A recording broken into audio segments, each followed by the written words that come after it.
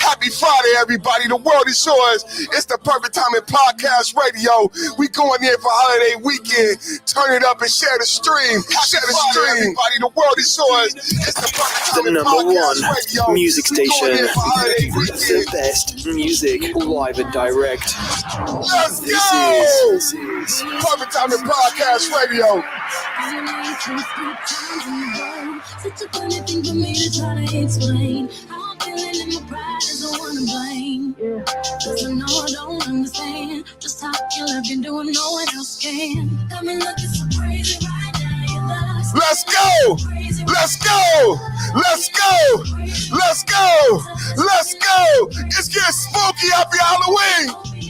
Let's go! Let's go! Perfect Timing Podcast. Let's go! Let's go! Woo!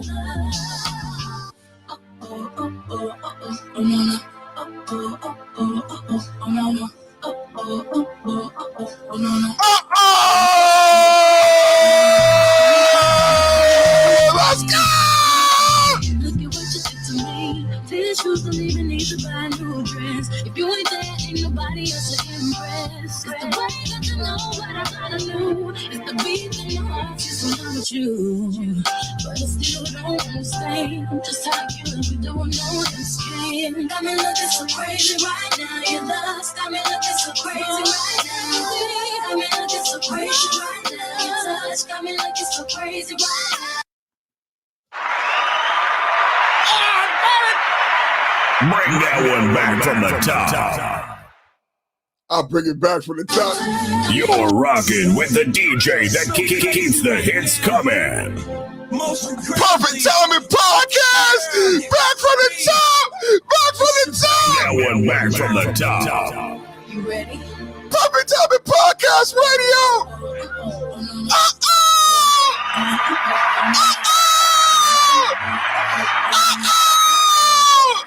Turn me up! Share the stream, history in the making! So crazy! So crazy! It's so deep in your eyes. Woo! Showing you more and more every time. When you leave, I'm begging you. From the top! Call your name. From the top! T.O.P. Perfect Timing at the top! T.O.P. Let's go! Cause I know I don't understand just how you love you doing no one else can. Got me looking so crazy right now. Your love's got me looking so crazy right now. What's up, kid? I ain't seen you in a minute. Kid, they paid his cell phone bill. Kid paid his cell phone bill. Woo! It's spooky out here. Kid, share the stream. It's getting crazy. Kid, they paid his cell phone bill. We going up. Oh, kid paid his cell phone bill. Let's go.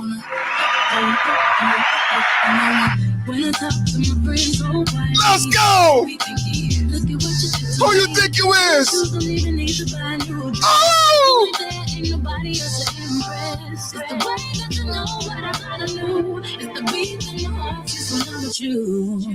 But I still don't understand just how you love me doing no one else can. Got me looking so crazy right now.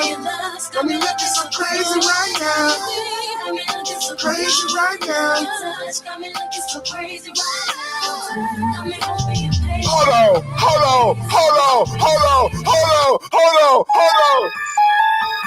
It's getting spooky out here. Happy Halloween, everybody. I know them other podcasters is looking crazy right now. Where'd he get that song from? Where'd he get that mix from? Where'd he get that fire from? Let's go! You're so crazy, your love's got me looking You're looking crazy right now. You're looking crazy right now. Shut it down, enjoy my panel. You're looking crazy right now. Perfect Timing in the building. Young B in the ROC. OG, big homie, the one and only. Stick bony with the pockets and back like Tony. Jay-Z for my brother Mark and the Jay-Z fans. Let's go! Soprano, the rock handle like Ben X2. I shake ponies, man, you can't get next to. The genuine article, I do Nothing, no. I sling though, if anything, I bling, yo. Star like Ringo, war like a Greensboro red. You crazy, bring your whole set. Jay-Z in the range, crazy in the range. They can't figure them out, they like ASC insane. Yes, sir, I'm cut from a different cloth. My texture is the best version. Chiller, I've been dealing with chain smokers. How you think I got the name over? I've been realer, the game's over. Crawl back young, ever since I made the change over to platinum. The game's been a rap one. Got me looking so crazy. How you looking right now? How you looking right now if you're not here? How you looking? How we looking?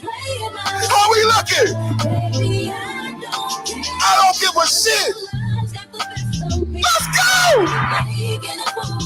Woo! I need you to shimmy, shake your shoulders.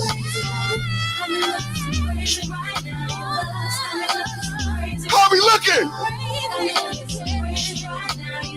How we looking? Let's go! Hit me right now, mama. Hit me right now, Butterscotch. Butterscotch, let me know you love me right now. Hit me right now, Snow. Let me know. I need to know, do you love me? Hit the cash out. Let Perfect Timing know, do you love me? Let me know. Got me looking crazy in these streets. Let's go. Page me right now. 911. Let's go.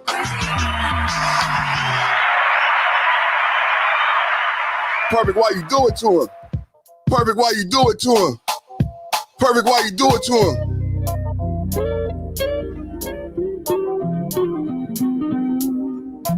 Don't do it to him like that, Perfect. Don't do it to him like that, Perfect. Breaking off another hot explosive mix. It's the Perfect Timing Podcast, y'all. From the top. Bring that one back from the top.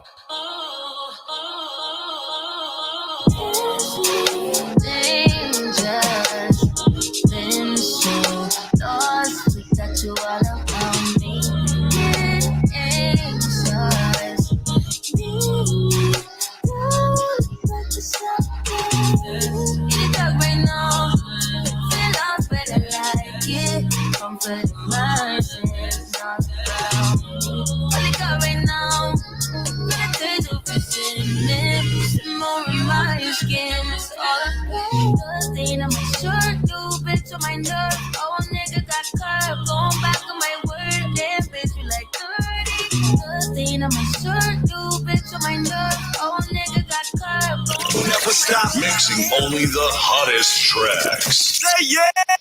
Take it from the top. This is Won't you come and just chill with the Virgo? We sipping on Merlot. You ain't gotta be my girl though.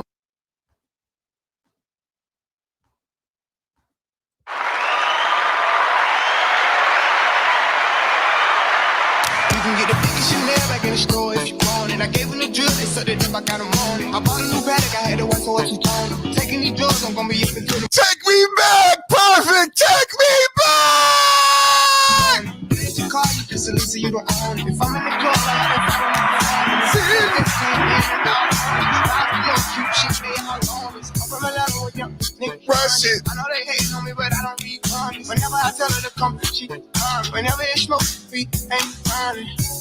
Too hot, don't stand too close. You gon' fuck around the ground. Off this way, doing all these shows. I've been on the road, I don't care where I go, long as I can get paid. Bad little fire, spin on my mind. Soon as I get back, shit get straight. Do this all the time, this ain't no surprise. Every other night, another movie get made. Too hot, don't stand too close. You gon' fuck around the ground. Off this way, doing all these shows. I've been on the road, I don't care where I go, long as I can get paid. Bad little fire, spin on my mind. Soon as I get back, shit get straight. Do this all the time. This ain't no surprise. Every other night another movie get made. Every other night another dollar get made. Every other night started with a good day. I feel like a child, I got boogers in the face. I'm dancing in the dollar, this shit is a parade. I don't want your train, I'll go on another train. we calling this one the isolation mix. You put the nigga like a mom working on my hand. You too hard, hurt to the car. It's down to the ground like a balance by the name. You too hard, pushing on the floor. You gon' fuck around and try and ride a nigga away. Too hot, don't stand too close. You gon' fuck around the ground. Off this way, doing all these shows. I've been on the road, I don't care where I go, long as I get paid. Bad little fire, spin on my mind. Long as I get back, shit getting shredded. Do this all the time, this ain't no surprise. Every other night another movie getting mad. Too hard, don't stand too close. You gon' fuck around and time. Off this way, doing nothing shoulder. I've been on the road, I don't care why I go. Long as I get paid, bad little fire, been on my mind. Soon as I get back, shit getting shredded. Do this all the time, this ain't no surprise. Every other night another movie getting mad.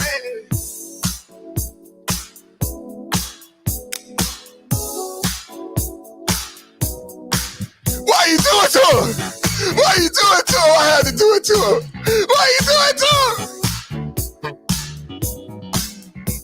On lockdown. Well, here's a DJ that's got the jams on lock. Perfect Timing Podcast Radio. What we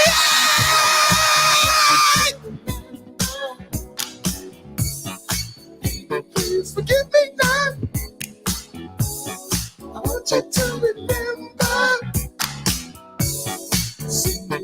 Forgive me now. Help me to remember. Baby, please forgive me now. I want you to remember. Those were good times we had. Sharing joy that before the last. Ignorance of love and affection. Y'all should be singing right now. If you're on your way home, you should be bouncing in the car. They should be looking at you like something wrong with you. Somebody should be saying, what's wrong with that person in that car right there? It's Friday. Let's go. We blessed. God is good. Let's have a good time, everybody. I love you so much. Share the stream. Send me, forgive me not. Want you to remember. Please forgive me now. I want you to remember. Send me, forgive me not. Help me to remember. Please forgive me now.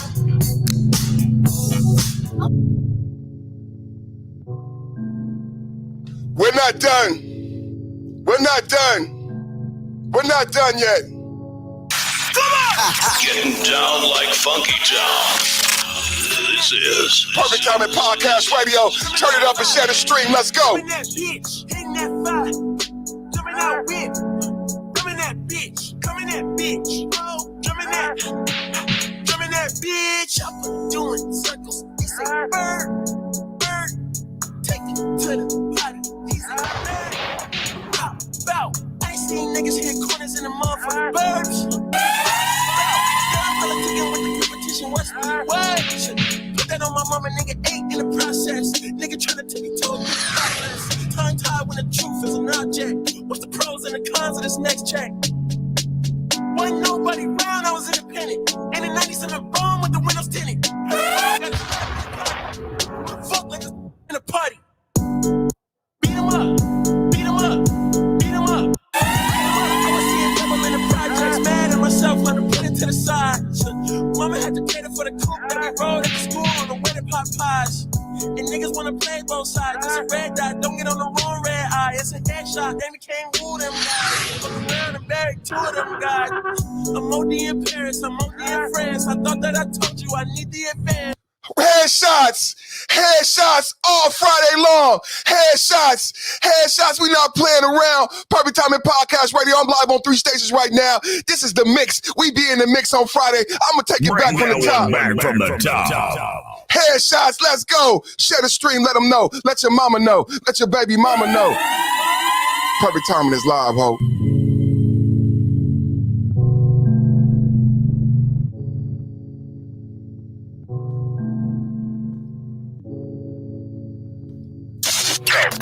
Playing your requests. Get at us on Twitter or Facebook. Bump that shit up. This is Perfect Timing Podcast Radio. This is Jumping that fire, jumping that bitch, hitting that fire, jumping out with, coming that bitch, oh, jumping that bitch, I'm doing circles. He say bird, take it to the body. He say nerd, hop out. I ain't seen niggas hit corners in the motherfucking burbs.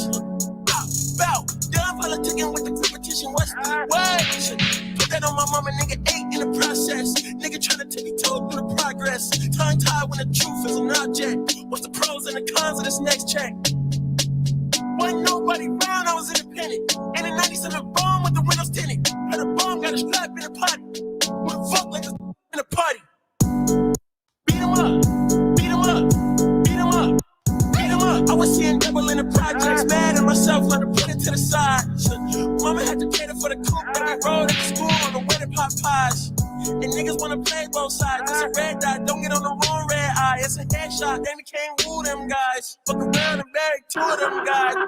I'm OD in Paris, I'm OD in France. I thought that I told you I need the advance. Put down your IG and look through my lens. A million for grandma, who did I offend? The girl of your dreams to me is a fan. I netted 10 million and did a little dance. I'm fucking the world, I answered my dance. My Uncle G told me that I had a chance. So then I popped out and did it again, and did it again, and did it again. I cannot respect them, where did he begin? Advice from the council, let nobody in. Been swearing through rumors, avoiding the trends, and ducking the hoes. I'm ducking the loony that come with the shows. I'm grateful to man, he opened up doors. They bung on the tour bus to come and compose. I reach to the stars on my tippy toes. It's greatest success where most niggas fold. I tell you my path, that shit don't get old. But how could you ask? Like I don't be writing my rap. The critics got everyone tapped. You gotta relax. The city where nobody sleeps. Just type in and that's where I'm at. Ho!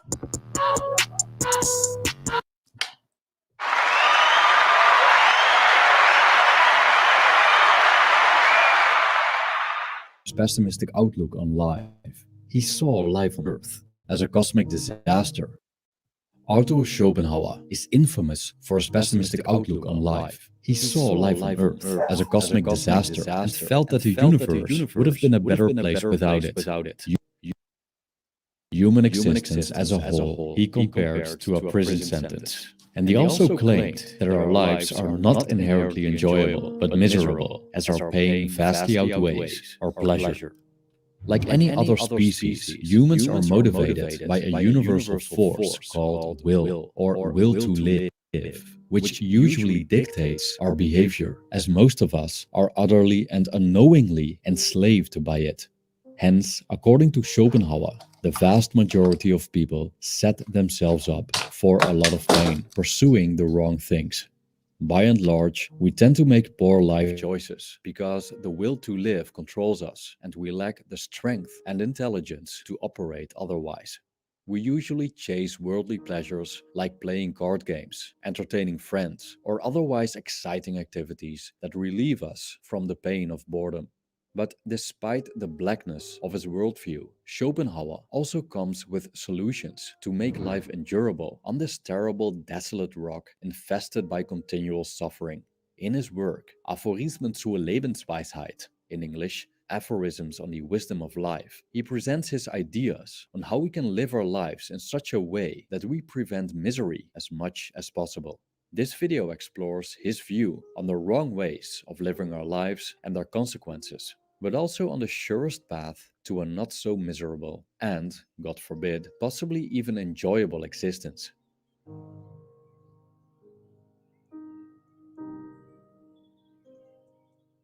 Arthur Schopenhauer presents us with a fundamental division between 3 aspects that decide our fate. The first one he mentions is what someone is, the second one what someone has, and the last one how someone stands in the estimation of others. Each of them has its upsides and downsides, but Schopenhauer concludes, nevertheless, that what someone is predominantly decides the quality of one's well-being. And thus, within our personality, in the broadest sense of the word, hides the key to making life less miserable. However, it's essential to explore the other 2 aspects, even if it's just to remind ourselves where not to put our money. Also, it may drastically alter how we view things like possessions and status, and reconsider the value we give them. Aren't we wasting our time pursuing what Marcus Aurelius called the clacking of tongues, meaning the audience approval? And what's the proper role of money in our lives? We begin our exploration with the aspect what someone has. If the 19th century philosopher Schopenhauer would witness today's mass consumerism diseased culture, he would probably shake his head at us in disapproval. Schopenhauer was well aware of the human tendency to accumulate material possessions and financial resources as a means to purchase them. People buy stuff because they think this makes them happy.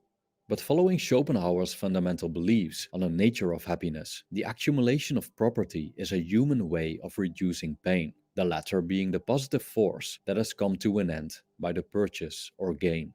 In the context of consumerism, the positive force, or pain, manifests as boredom and a sense of lack, as opposed to the negative force, which is simply the quenching of one's thirst. So, happiness is merely the ending of a painful desire, and often this temporary ceasing of suffering can be incredibly short lived or not even take place at all. According to Schopenhauer, this is because the extent to which people can fulfill their material desires drastically varies per person. I quote, "It is difficult, if not impossible, to define the limits which reason should impose on the desire for wealth. For there's no absolute or definite amount of wealth which will satisfy a man. The amount is always relative, that is to say, just so much as will maintain the proportion between what he wants and what he gets. For to measure a man's happiness only by what he gets, and not also by what he expects to get, is as futile as to try and express a fraction which shall have a numerator but no denominator. A man never feels the loss of things which it never occurs to him to ask for. He is just as happy without them, whilst another, who may have 100 times as much, feels miserable because he has not got the one thing he wants." End quote. How much do we need to feel content? And what does the obtained object require to be maintained? Moreover, when wealth forms the basis of contentment, we subject ourselves to the law of diminishing returns. What elated us in the past may leave us unsatisfied in the present. And so, we need more and more to maintain our baseline happiness and not to fall prey to the agony of boredom. Unfortunately, looking at the current condition of society, boredom is becoming more and more prevalent, despite the exponentially growing availability of entertainment and stuff to buy. The modern human seems to be increasingly jaded, and to relieve himself from the pain of overindulgence, he keeps chasing the very thing that caused it in the first place. According to Schopenhauer, however, evil is not in money itself, but in how we treat money. He describes that some people earn a lot of money but spend it quickly and fall back into poverty, and that other people succeed in maintaining their capital and even increase it, but are nevertheless dissatisfied. One lives in ongoing poverty as he doesn't have the skills to escape, which produces pain. Another is wealthy from birth, but never stimulated to fight for his place in society or develop valuable skills. Life delivers him, wrote Schopenhauer, up to the other extreme of human suffering, boredom, which is such martyrdom to him that he would have been better off if poverty has given him something to do. End quote. Schopenhauer argues that the best use for money is that it makes one independent, allows one to live comfortably without having to work, and functions as a bulwark against evils and misfortunes. So we could say that he advocated for financial independence, so we are masters over our time, but don't fall into boredom. Most people regard other people's opinions as significant in deciding how they live their lives. But aside from it being a natural tendency, Schopenhauer finds it hard to explain why people continually rejoice in the approval of others, like cats inevitably purring when someone pets them. He sees this tendency as a weakness, and it's pretty evident that other people's opinions in themselves are unimportant to our happiness. Yet,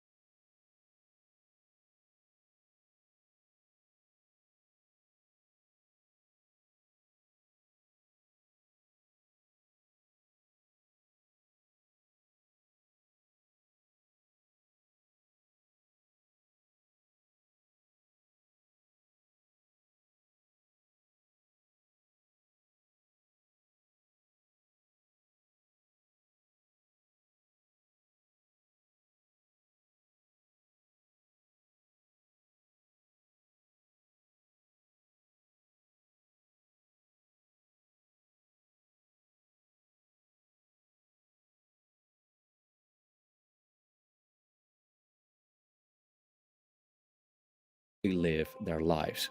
But aside from it being a natural tendency, Schopenhauer finds it hard to explain why people continually rejoice in the approval of others, like cats inevitably purring when someone pets them. He sees this tendency as a weakness, and it's pretty evident that other people's opinions in themselves are unimportant to our happiness. Yet, we continue worrying about. I know my mic was muted. Thank you, Son Claw. I'll be doing that because the video will loop. You know what I'm saying? If I don't mute the mic. So I muted the mic, unmuted the mic. But I just wanted to say that I stopped the video because he's talking about the opinion of others and how in my life I've given so much weight to the opinion of others. How in my life what's been most important as being overweight, has being dyslexic, has being a child of a single mother, and my father not being around. Like, this has been something that I've given a lot of weight to in my life that has been a curse. I was just talking to my little brother, and my little brother was telling me about when he helped me going through a hard time about, doing the work on self. A lot about doing the work on self and what we talk about in valuing self and perfecting self is this thing right here where a lot of us who are not strong in self are swayed by the opinions of others, manipulated by the opinions of others. It's a weakness that I had myself, and I gave a lot of weight to the opinion of others. So I wanted to pause the video because I want to make sure that you guys get in the poll. I want to make sure you guys are understanding the poll, why I've asked the questions that I've asked in the poll, and why I'm playing this video. I'm playing this video because I'm going back in our bag on this journey to Apothos because I love you guys and I'm concerned about your success in the life that you have. So as I did my research and my meditations today, I found this, and it's just more keys. It's just more keys on the roadmap. So please, I know a lot of people, I think I have a lot of, I think I have a lot more female listeners than I know because, a lot of people get distracted by if I make one mistake on the podcast, they leave. They come back, but they leave. And it reminds me of a female when you got a cheap phone. If you got a female and you got a cheap phone, she'll hang up the phone, even if she like you. You know what I'm saying? And it's weird. Like, why did you hang up? Like, I couldn't hear you. You were clear. You weren't clear. Like, a female will hang up the phone. So I get it. I'm not complaining. I just need to be better about managing my mute button so that I keep the attention of the audience. So no blame to the individuals who left. I do understand you want to look at a professional show and you don't want to go through pauses and delays in the content. So I do understand that, and I do apologize for the pause and the delay. I'm going to work better on the mute, and I need to figure out what's going on with the loop because I didn't have that before. But my son moved back in and he started playing with the Rodecaster. He loves playing with the Rodecaster.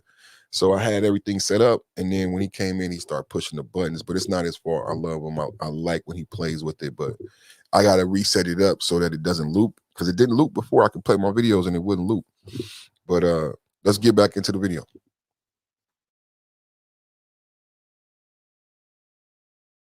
The thoughts of our fellow humans, even if we don't know them personally. But Schopenhauer admits that the human tendency to care about their reputation has its merits. Copious amounts of people keep walking in line because of their inclination to maintain good standing and honor. We can see this phenomenon with a fictional race in the Star Trek series called the Klingons. Their idea of honor works like cement to keep a violent, intense people of warriors in check, as the way their kinsmen perceive them forms the essence of their identity. As Schopenhauer observed, honor can work as a substitute for morality. However, he also mentions that the effect of such reputation-driven mentalities will be detrimental to one's peace of mind. Hence, Klingons are brave, strong, powerful, feared throughout the galaxy, but they also seem pretty unhappy, disturbed individuals by and large. The content of people's minds is, in most cases, pretty overrated.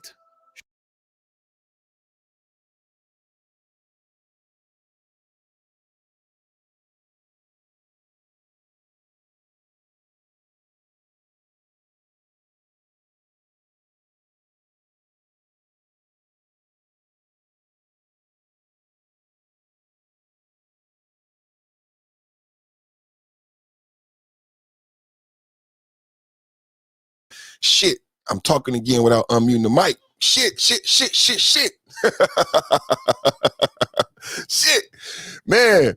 So I stopped it there. We're gonna re-listen to the Klingon, because the Klingon, this is what really spoke to me. This whole video was a powerful video, but when he used the Klingon analogy, it made me think about my little brother G, and some of the things we've talked about with loyalty and stability. And if you grow up in the inner city in this gang lifestyle and this perverted relationship with loyalty that we get from the gang culture and the inner city culture. So when he talked about the Klingons and their relationship with honor and how it affects their happiness and quality of life, I want to go back over that again. I know my little brother may not be here right now, but I pray that he catches this in the replay so that he gets the benefit. So I'm going to play this again so we can break this down and unpack this. In good standing and honor. Let me mute myself again. We can see this phenomenon with a fictional race in the Star Trek series called the Klingons. Their idea of honor works like cement to keep a violent, intense people of warriors in check, as the way their kinsmen perceive them forms the essence of their identity. As Schopenhauer observed, honor can work as a substitute for morality.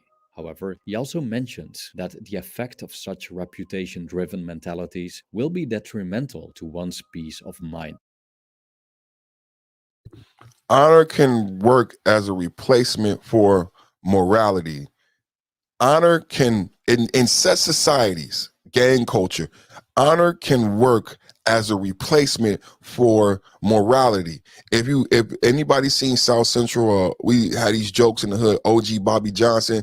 If you ever seen the movie and you really know OG Bobby Johnson's story and what Hoover Deuce and everything that understanding, that lack of understanding of when crack came in the hood and what this thing was supposed to be. This honor sometimes can substitute for morality. If you ever grew up in the inner city in the gang, or if you've been in a group, and you've been like, some people call it peer pressure, right? But this is why this is why I like this part, and I want my little brother to catch this part, because it speaks to a lot of times the way our modus operandi that we develop in the inner city with these single parent households, with this poverty, with the gang culture. We have a perversion of reality in the way we deal and the way we take in information and take in opinions of others. This is extremely powerful for young Black men. I believe this video is a breakthrough moment. And it's a shame that I don't have more people watching, but I'm watching and I got a lot of benefit from this. So my prayer is that those who catch it, and they're blessed by it also. Let's get into this, man. Hence, Klingons are brave, strong, powerful, feared throughout the galaxy, but they also seem pretty unhappy, disturbed individuals by and large. People could say, this is what my problem is with feminism and misogyny and the toxic masculinity, because it almost sounds like they're describing men, but to me, men are much more complex. And if you find yourself moving like a Klingon, you're not humanizing yourself and seeing the complexities that you possess and how powerful you can be. What another thing about this is that it's very limiting. I think that's what we were trying to get G to see, and that's what I saw in myself when I replace morality morality with honor. It's a very limiting life, and that's where he goes to at the very end, that these individuals are not very happy. They're not happy individuals, but they do have a reputation throughout the galaxy. They do have a reputation. So as a people, there's this sacrifice that occurs. So maybe at one time they were very oppressed people. Don't this sound familiar, Black men? Maybe at one time they were very oppressed people, not honored. Don't this sound familiar, Black men? So that they went into this hyper masculinity where honor was the only thing and they replaced morality in order to get respect, but they lost themselves. Their individual selves, not their collective selves, but their individual selves. In the effort to gain something, they lost their individual selves. This was the dilemma that what's his name, the Klingon on the starship. That's what he dealt with, being around other humans. This humanity, this complexity, that I could be soft in other areas and be powerful for that softness. That my rigidness can limit me and make me less powerful, make me vulnerable in certain areas. My inability to be flexible.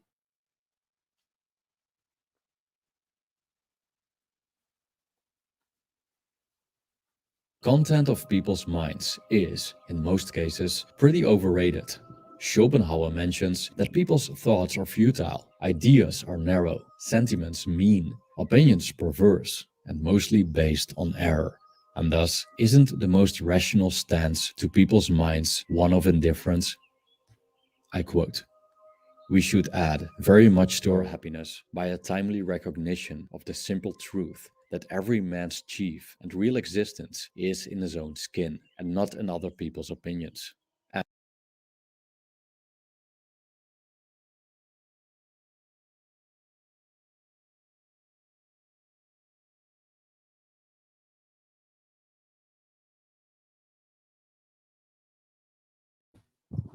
Doing some work today, y'all. We doing some work today, y'all. Just me and my good brother in here. We doing some good work today, though.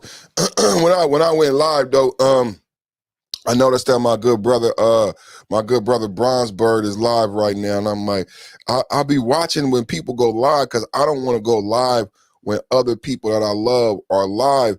But when I saw Bronzebird's panel, I had already like put up my show and everything. And when I saw Bronzebird's panel, I'm like going to go play music. I'm already live at the point when I saw Bronzebird's panel. So I know Bronzebird is live and we share a lot of viewers. So it's best if we don't go live at the same time, but it's good if we go live at the same time too, because you want that competition, and then it generates viewership. You know what I'm saying? So, but I got my good brother Sunclaw in the building. What's up, good brother Sunclaw? Peace to the chat. Peace to the panel. Peace. How you doing, good brother? I'm just got a video going right now, man. I put the thing out there because it was just me and you, so I figured we could chop it up on the video. And I know my little brother Bronzebird is live right now, so everybody make sure you subscribe. Check out Bronzebird. What's up, Pastor $40? Bronzebird live, Pastor, man. So everybody, now hold up. Please. What is the show that Bronzebird does on Fridays called? It's the Brownstone Powwow. All right. Yeah, man. So everybody, matter of fact, I'm gonna pull up a tab because that's what I'll be teasing Ken. Ken Seeing Red was in the chat earlier, man. I ain't seen Ken Seeing Red. What's up, Pastor? Yeah, what's up, Ken paid his cell phone bill finally so he could get back online, man. So we happy to see Ken in the chat, man. We know how hard times out there. Perfect. Go ahead, brother. I wrote some questions in the chat. Oh, for sure. About other people's opinions. Oh man, you want to finish the video? Or you want to go into it? I'm just going to get into some questions. I'm not going to answer them, but these are questions that you should ask. Shoot. Whose opinion should you care about? Who are they? Why is their opinion important to you? Should it be important to you?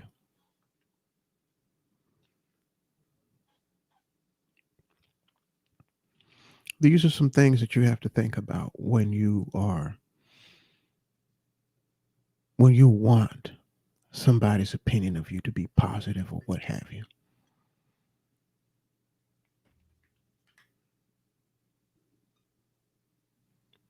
Whose opinion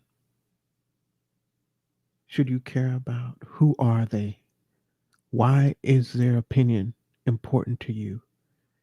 And should it be important to you? We should add very much to our happiness by a timely recognition of the simple truth that every man's chief and real existence is in his own skin.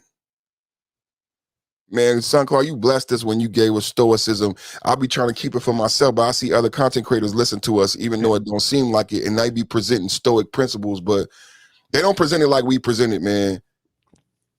It's some really radical stuff, but it's from a long time ago, and I bet they weren't even the first. The Greeks weren't the first to come up with that. No, it's timely. Stoicism is coming up now because it's timely.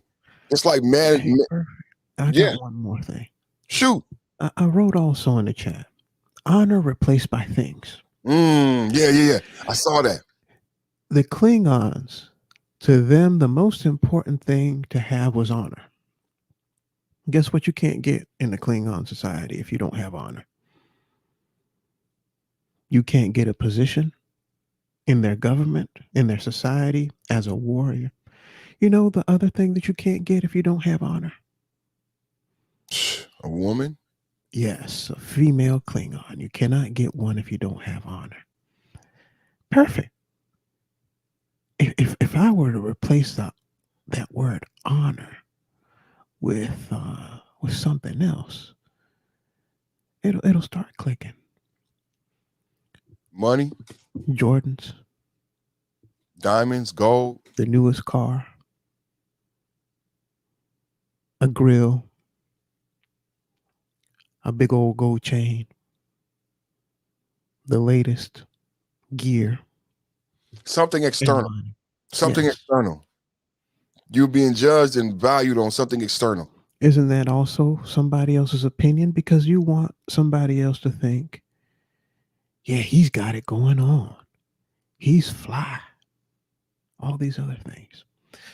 Now, perfect. I need to find this podcast I was listening to.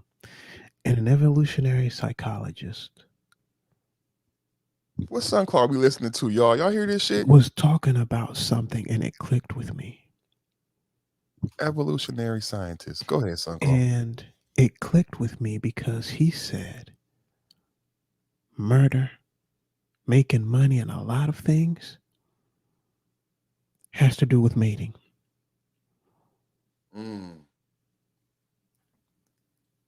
I know it doesn't make sense, but I'll give you a situation. It does. It has to do with mating because of this. Somebody dissed you on the street, right? What does that do in the eyes of women? Takes away your honor. You're getting disrespected. It makes you lesser of a man. What does that do? It affects your mating prospects. Your attractability. Mm-hmm. Guess what? You mugged somebody. In fact, you killed them and take their money from them. What does that do for your mating prospects now that you have more money? Makes it go up.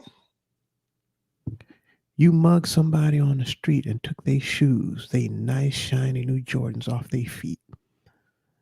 What does that do for you? It increases your stock. Now here's one more, and this is the kicker. And this stuff is kind of subconscious. Somebody done stepped on your new Jordans. They disrespected me. Now the shoe has a scratch on it. It is less than pristine. What does that shoe being less than pristine, what kind of image does that place upon you? A blemish. Blemish. Because everybody's always trying to keep those shoes like they brand new. Right. They'll even change their gait so that the shoe doesn't get creases in it. So now you messed up my shoes. You messed up my mating prospects. I'm going to have to kill you. And perfect. People have been killed. Yes, over shoes. Over shoes. Yes, over shoes. Over pants. Over all of these things. Today, somebody might die over some shoes and pants, Sunclaw, and it's not even funny. Exactly. Somebody clown you on the street. You're ready to kill them. It's Friday night. That's just very sad. And think about that. And when I heard that from that psychologist, I said, what the hell did this man just say? I said, it makes all the damn sense in the world. Pussy problems, son, Carl. It's pussy problems. And you're not really thinking about it on the surface level, but you mad for some kind of reason, right? Is it logical to be mad over your shoes getting stepped on, about somebody teasing you? But those things have an effect. And really, at the end of the day, what are we here on this planet for? To mate, Right. to reproduce, and to pass on our genes. And anything that inhibits that stands in the way of that, is a threat to our mission. The lack of money, that's a threat to your mission. You do everything and anything to get it so that you can accomplish your mission. Mating. Your reputation is also something that helps you with your mission. And anything that interferes with that could be a problem. People do stuff to cover stuff up, to hush things up, so they don't come out, because it's going to negatively affect their reputation.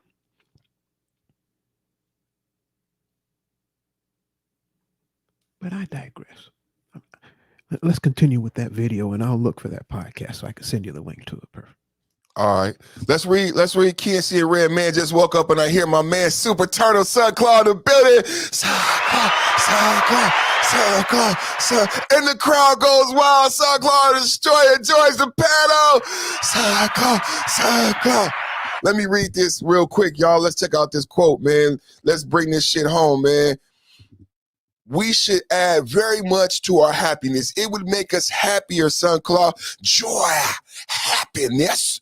We would add very much to our happiness by a timely recognition of the simple truth that every man's chief and real existence is in its own skin, not externally, and not in other people's opinion, but it goes further. Are utterly and unknowingly enslaved by it. Hence, according to Shaw, it jumped all the way back. What's the actual value of wealth and fame? How someone is determines more to his happiness than what he has, or how he is regarded by others. What a man is, and so what he is, over time will smooth the way for contentment. Shit, for I lost example, the whole. Someone inclined to interpret the man himself. End quote. Perhaps unexpectedly, from the pessimistic philosopher Schopenhauer praised, or as Schopenhauer states, what a man is contributes much more to his happiness than what he has, or how he is regarded by others. What a man is, and so what he has for his individuality accompanies him always and everywhere, and gives its color to all his experiences, in every kind of thing, compared with other people's opinions. Okay, we just fucking. End quote. Who we are, and thus how we see and experience the outside world, decides how we feel. It forms the lens through which we experience the world, and the apparatus which processes the information our senses perceive. All of our possessions, wealth, and standing with others are subservient to how we position ourselves to these external circumstances. Some people have gained fortune and fame, but are simultaneously more miserable than when they were poor and unknown. In such cases, what's the actual value of wealth and fame? How someone is determines the value, or as Schopenhauer states, what a man is contributes much more to his happiness than what he has, or how he is regarded by others. What a man is.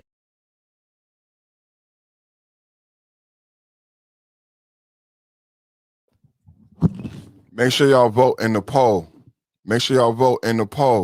What a man is. I do the poll as a trick question, but you can vote for whatever you want to vote for. What a man is, and so what he has in his own person. It is always chief thing to consider. For his individuality accompanies him always and everywhere and gives its color to all his experiences. Let me read that again. That's powerful as fuck. What a man is, what perfect timing is, what Sunclaw is. That's why people love Sunclaw. That's why I thank God for Sunclaw. That's why I thank God for all of you guys. What a man is, and so what he has in his own person. That's why Sunclaw is such a treasure to the podcast, because what Sunclaw is his color is painted all over the perfect man, the perfect timing podcast. What a man is. I don't know what Sunclaw owns. It's not about what Sunclaw owns and what his friends think of him. It's who he is, his internal essence, because you don't even see him. You just see an avatar. And that essence, he puts that color. That's hell of a blessing. That's a brother, man. What a man is, and so what he has in his own person internally is always the chief thing to consider in friendships and who you have in your circumference. For his individuality accompanies him always and everywhere, like a shadow, and gives its color to all his experiences. That's just a little sidebar, a little love for my brother, man, because I appreciate the color that he adds to the podcast. You are in control of who is in your circumference.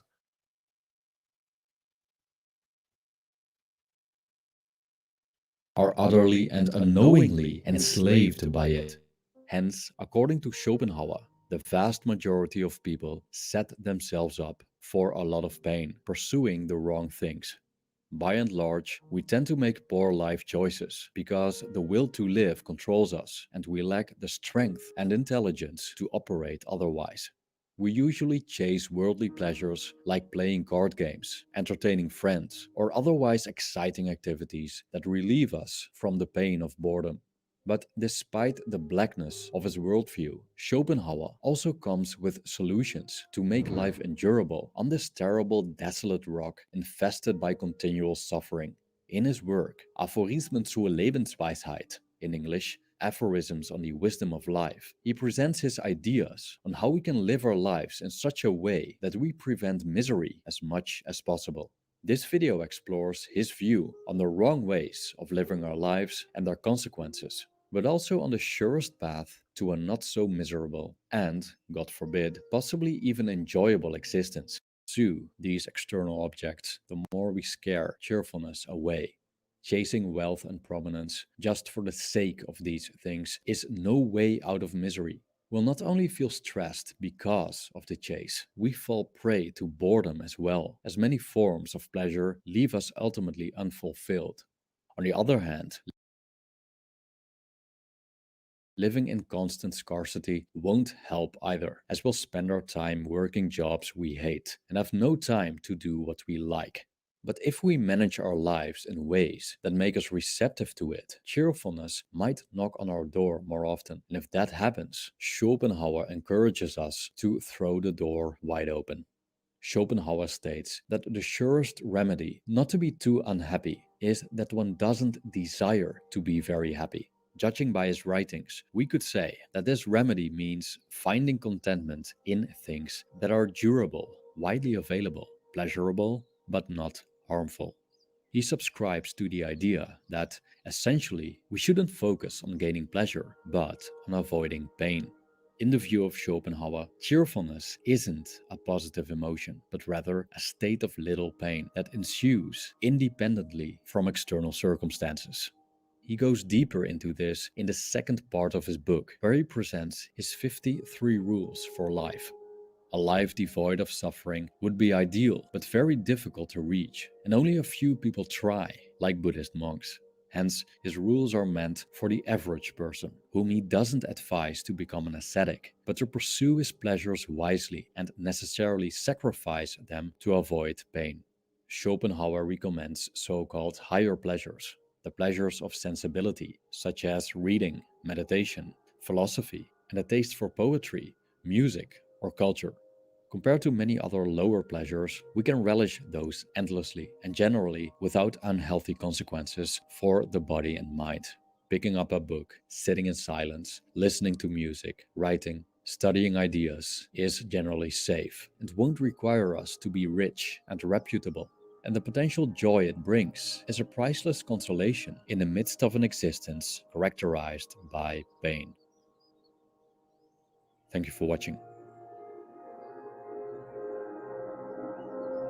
Void of suffering would knock on our door more often, and if that happens, Schopenhauer encourages us to throw the door wide open.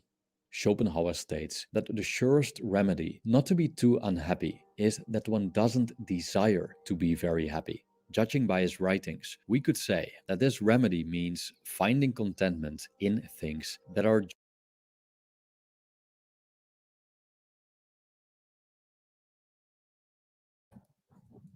Like back to stoicism. True stoic principles is how the video ends. He said, to be happy is to not seek happiness. And he said, cheerfulness is not a state of joy, but yet a state of a lack of pain. To accomplish this task, the goal is not to seek to be happy, but is to seek to inflict the least amount of pain upon yourself. Sunclaw, this video really spoke to me. I know I'm not doing this type of content no more, but I just wanted to, it's Friday, so I felt generous. It's Free Fries Friday. And I wanted to give out something because these stoic principles are the principles that help me get to where I am now in understanding. Like, think about that. He said cheerfulness is not a state of happiness, yet it's actually on the other side of the spectrum, and it's on the pain side. And cheerfulness is just you living your life with the least amount of pain. As I grow older and I deal with the back pain, arthritis, and I come accustomed to the fact that as I was young, I always wanted to be like pain-free. But being older, what you realize, I thought about my grandmother, rest in peace, that part of going older as you become more accustomed to pain, to suffering. It almost reminds me of that 9-inch nail song. What's this guy's name? The Man in Black.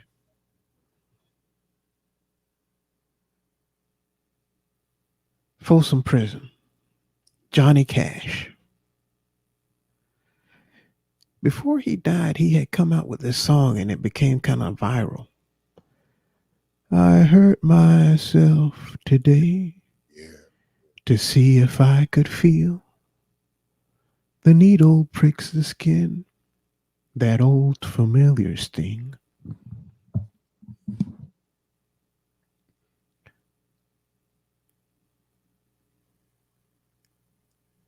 Perfect. When you're healthy. When you're healthy.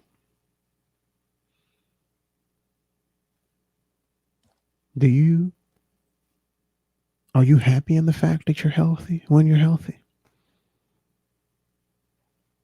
Yes. Do you appreciate that you're healthy when you're healthy? I rejoice.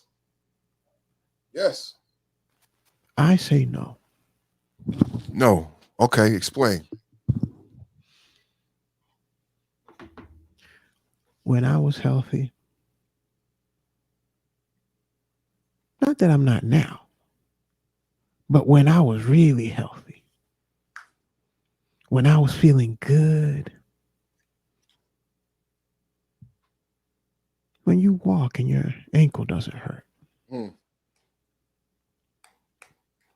when you're sitting down and something doesn't ache or bother you, are you even appreciating that? Not if you're 23. When do you really start to appreciate that? When you're 43. When you ain't got it. Right. Say that. When you don't have it. You reminisce back. Man, I remember them days. Pain-free. When it didn't hurt. I could just. When it didn't hurt to move. Remember just chewing ice for fun? Remember you would just eat ice? I had a pain in my arm. You know what I was doing? What was you doing? Nothing. I was laying down in bed and I woke up and I had a damn cramp in one of my muscles. You was living. How's your body gonna ache? And you're not I'm just laying down. right. I ain't talking about nothing weird. I had the pillow up underneath my head, you know, any kind of a pain. But when you're in the moment and you notice, hey, that pain that's been bothering me, it ain't there. It feels nice. It feels nice not to have this pain, this discomfort. Do you appreciate it? Do you appreciate the good things that are happening to you in the moment that they're happening to you? Or do you only recognize them once the moment is gone?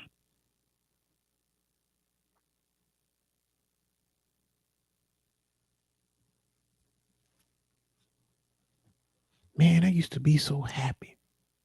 Things used to be so carefree way back when. But when you were way back when, did you realize how carefree things were at that particular instance in time?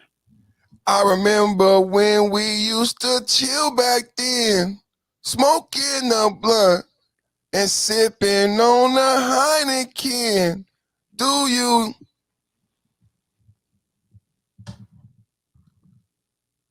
Have you ever been eating something and just think to yourself, man, life is good. This thing that I'm eating is good. It's nourishing. Been outside and you're just breathing in that nice, cool autumn air and saying, man, this is nice. This air is nice and cool and refreshing. Did you appreciate it right there in that moment in time? Shoot, it gets so bad. Sometimes we don't even appreciate the good things that we got. That's what I'm trying to say. We don't appreciate the good things we got. What is it? What's that saying perfect about? You never miss it until it's gone. You never miss it until it's gone. You know, sometimes that might be a partner. You never know you're right until you're wrong. Man, why my dad always getting on me? Why can't I have no fun? Then they gone. I said, man, I'm happy for my dad getting on me and teaching me right from wrong. I miss that dude. Thank you, Dad. I love you. But did you did you did you recognize that in the moment when it was happening?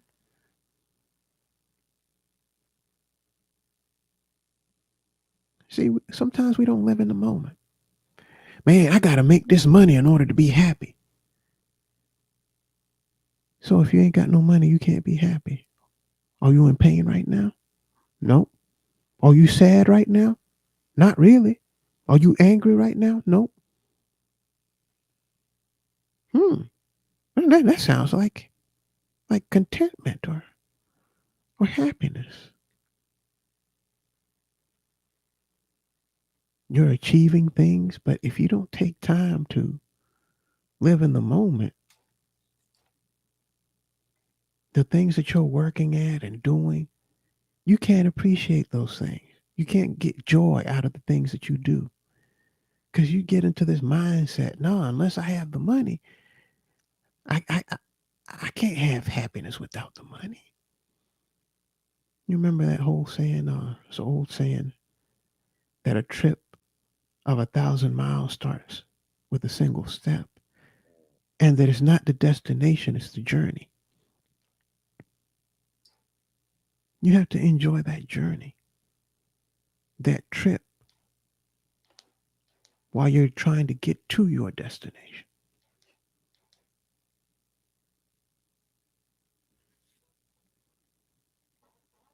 Yeah, perfect. Then aliens abducting you or something, man. I was just playing with the lights, man. Just playing with the lights, man. I'm here, man. Hey, let's say a prayer. Let's do our prayer. Ken said he had a hard couple days, and I didn't say my prayer yet. So I'll say my prayer right now. I got my brother with me, and then we'll save an extra prayer for Ken. And I know Gold Professor is out there on the road. He didn't have a Friday morning gumbo. She let me know that because he on the road. So extra prayer for Gold Professor and Ken. So let's take a moment and get this prayer in so that we make sure we put a covering on them 5.0 brothers out there. God, thank you for this opportunity. We come to you today with our heads bowed, eyes closed, humble hearts, and we come to you again to give thanks. We could be anywhere today, Father. I know this has been one of those things that's resonated with me, and thank you for letting me know. And even my brother just mentioned the thankfulness that we don't have in our youth, but now I understand that I could be anywhere right now. I could be under a truck, like my mama would say. I could be in the hospital. I could be dead and gone. But for some reason, you found favor upon all of us to be here now. To be here now as men, as godly men, spiritual individuals, conscious of ourselves, sharing, free of pride and ego, to elevate each other and build each other. That has to be you. That has to be your blessing. And we want to come to you today and say thank you for this opportunity that we understand, and we give thanks because we know and appreciate that we could be anywhere else right now, but we are here in this moment in time. We come to you humbly to ask that you bless our brothers Ken, our brothers Gold Professor. I see my brother Rogus. Bless him, bless Black love, bless couples, bless unions, bless marriages, bring families together, bring children home. We ask only you can do these things. We pray a blessing and a covering on those who hear this message. We pray that it's a blessing and an effective upon them in their life. We send our love to those who support and listen and patronize us. And we ask a blessing on those who are on the highways and byways, driving, doing their deliveries. We pray success in on all of their endeavors, and we pray that they make it home successfully, safely with their families. We ask all these blessings in your name. Thank you again. Amen, amen, amen. Shout out to you, kid, man. Whatever you going to, brother, man, you got a home here. You are family, bro. I love you. Every time you come through, you make me laugh. You make me smile for no reason. You show concern. You show commitment. And I truly appreciate it. So I pray a covering upon you. You are definitely, God's favor is upon you. I tell people all the time, I'm somebody that you would want to have a friend because God definitely favors me. So if you hear, then that favor is extended upon to you. I was listening to TD Jakes one time, and TD Jakes said, sometime the favor that you get, then it's the good things that happen to you is not because something you did. That's extended favor. It's all them prayers. My grandmother couldn't sleep all that night. She had arthritis. She couldn't sleep. She stayed up praying all night. It's extended favor. It's the favor to be Noah's children. It's the favor to be the son of Noah. That's the extended favor, because you couldn't ask to be the son, because Noah extended the invitation to individuals, but they denied to come. Noah asked individuals. There was a time when individuals had access to the ark, but imagine being the son. That's favor extended. Remember when we talked about Noah, how he was regarded? Noah was regarded as having favor because of his obedience. We talked about it. People, it's like when I said, what you want? I want a godly woman like my grandmother. I want a woman who has prayers that are powerful, expecting prayers. People knew not to mess with Noah. People knew that God answered Noah's prayers and Noah was obedient, so Noah had favor. Imagine being his son. So I just want to say I love you, Ken, and I pray for you. And it's already done, like grandma used to tell me. It's already done, like grandma used to tell me. Like, you know, it's the World Is Yours podcast. Nas said it was written. And we all love Nas. We come from that era. Nas got Godson across the belly. Nas spoke to us because of the realness, his genuineness, because we saw how genuine he was. So when he said it was written, it spoke to us. So grandma said it's already done. So I love you, bro. And I'll say it's already done. What you got, son, Claw? Because I know he got something for your turtley ass. No, I'm over here laughing at Rogish's comment, You man. ain't supposed to be in the chat, man. Turtle. This is. You know I'm everywhere, perfect. I'm in And there. I've got like 20 windows open right now Yeah. on 2 monitors. Kid can't do that. Kid can't do that. We ain't seen Kid because he just paid his phone bill, you know what I'm saying? Metro, he probably switched to Boost Mobile so he ain't got to pay the bill, you know what I'm saying? But Kid was on that cricket. Kid was on that cricket plan. I asked him last time to get rid of that cricket because the cricket won't allow. Did you hear the request? Perfect. No, you had a request for Rogas. What was the request for Rogas? King Seeing Red has a request for you. Oh, what's the request? He said, sing the song. What song? I'll feel better if you sing the song. What song? I got a lot of songs. Shit. I don't know which song it is or who he's trying to address. Oh, yeah. What song, man? Shoot. Yeah, and I was going to say to Rogish, man, I remember watching Bob Ross paint on PBS. They used to have some good ass programming, man.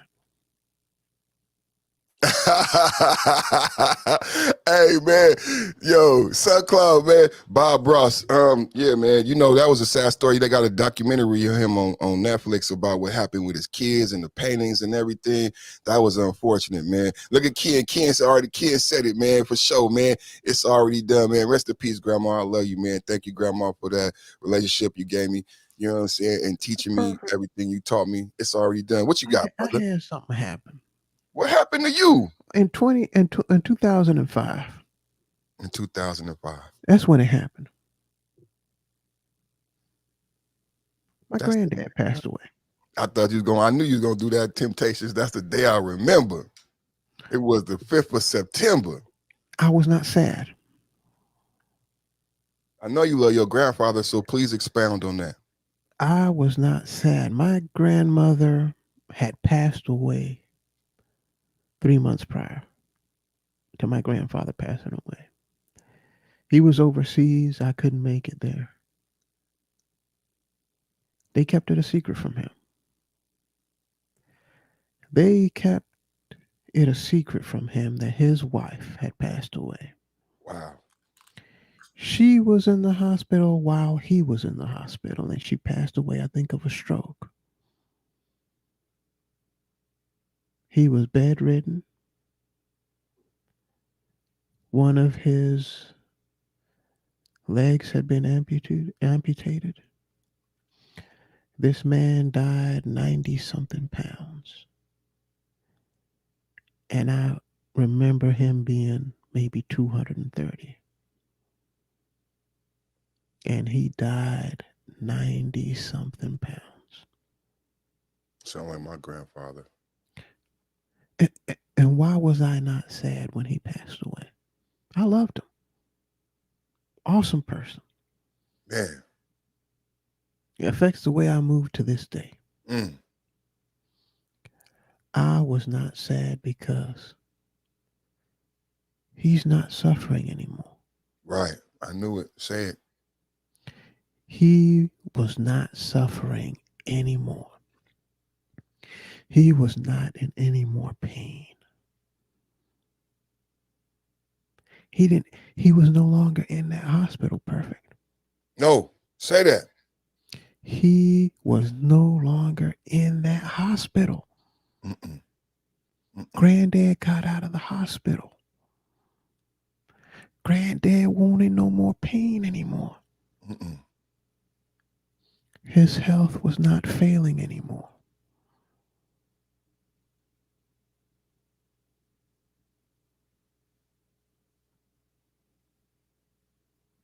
The fact that one of his legs was gone, that didn't matter anymore to him. How can I be sad that he wasn't suffering anymore?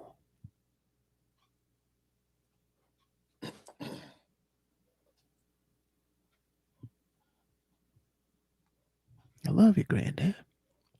I don't want to see you suffer. You're suffering from the fact that your wife ain't here no more. Your leg is gone. All these other health conditions that are ailing you.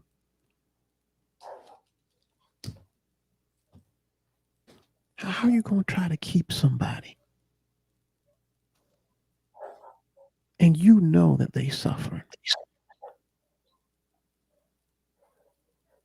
Now, it's okay if you want to keep them when they're not suffering. You want them to live as long as possible.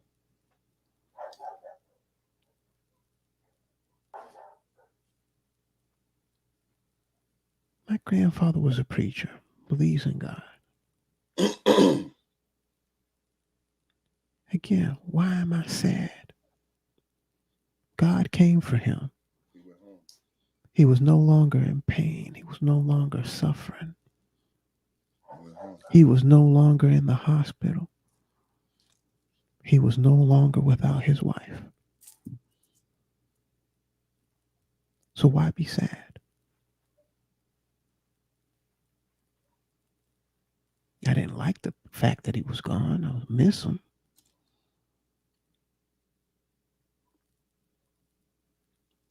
But at least I have the solace and the peace to know that he's not suffering anymore. To know that he's not in pain. I know for a fact he ain't in that hospital no more.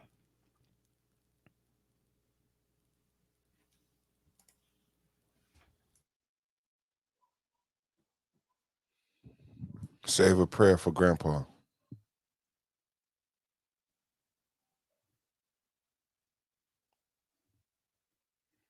Do you know the story of King David and Bathsheba? Expound on that. Perfect. So not to go too deep into it, when I was going through my divorce, my grandmother had me read this story, rest in peace. Just to let y'all know how I grew up. This is my grandma. So it helped me a lot. Now in the story, the whole story, it's a deep story because it talks about, and you know, this man was a favor. He had God's favor, right?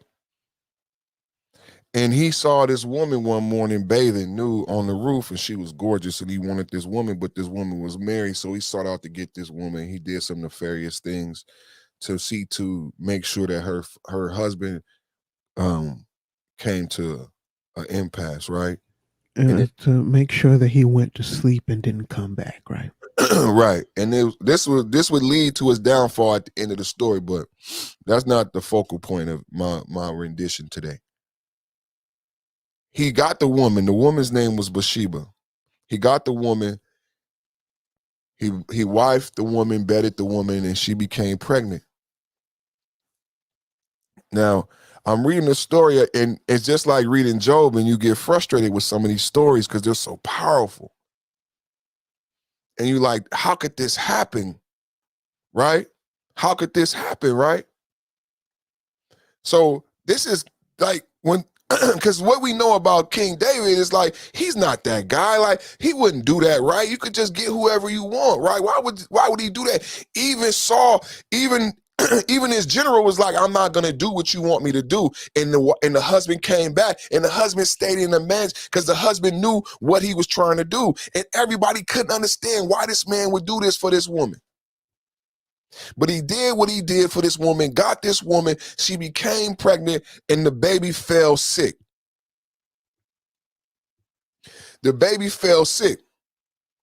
And when the baby was sick, I recall this story. I told the story on the podcast before.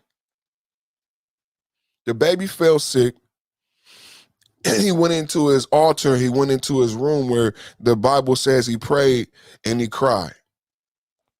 This was a man who was known to cry or weep or to be, sad or any of these things. His servants had never saw him like this. And so while the baby was definitely ill, he was weeping and wailing and praying the entire time. He never left the room for the entire 7 days. The servants came to him and told him that the baby had passed. And you know what happened? He got up.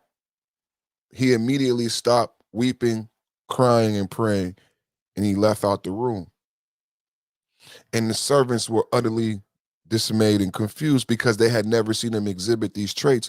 But then when they found out that the baby would not live, he stopped. And they said, "Master, why have you stopped crying? Why have you stopped?" He said, "There's nothing to cry and pray for. While my son was deathly ill, I gave 1,000% of what I am to my prayers to God, to ask God to allow my son to have life. Now that God has reclaimed him back home, there's no more prayer. There's nothing more for me to ask of God. God has rendered his decision. It is done. Like I said to my brother Ken, it is already done." So he got up and he walked out, but they did not understand. They thought maybe he would start praying even harder now. But what he explained to them is, I prayed while there was hope for prayer for change. This is the understanding what Sunclaw is saying with you, and this is the magic of this show. Because this was not intended for you to get this message, but this is the message. I prayed when there was purpose. I gave when it was purpose. I was here when it was purpose.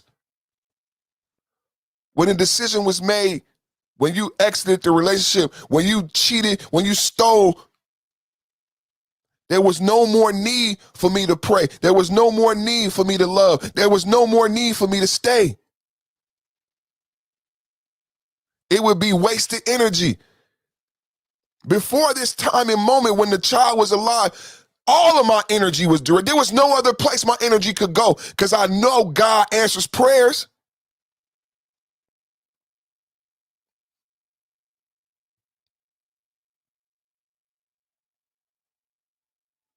But when the baby died, there was nothing to pray for. There was nothing to cry for. The baby, so what we say, Son Claw, it says that we were made from dirt and clay. He took the dirt, he molded it, clay, into a shell, and then he breathed. God breathed, not me, not a human, but God breathed his essence. God, this is what I'm talking to you about, extended favor. If you understand that you were made from the breath of God, then what are you? You are him. You're made in his image. Don't waste your prayers. And perfect. You know what the most messed up part about it is? That entire story, it boils down to a sentence that is commonly used. I'm going to put it in the chat. The horse has left the barn. The horse has left the barn. The horse has left the barn. I like that. What's the use in closing the door? He's already gone. It's already too late for you to do something to keep the horse in the barn. It's already left the barn. Mrs. Hogwaller, then RUNNOFT.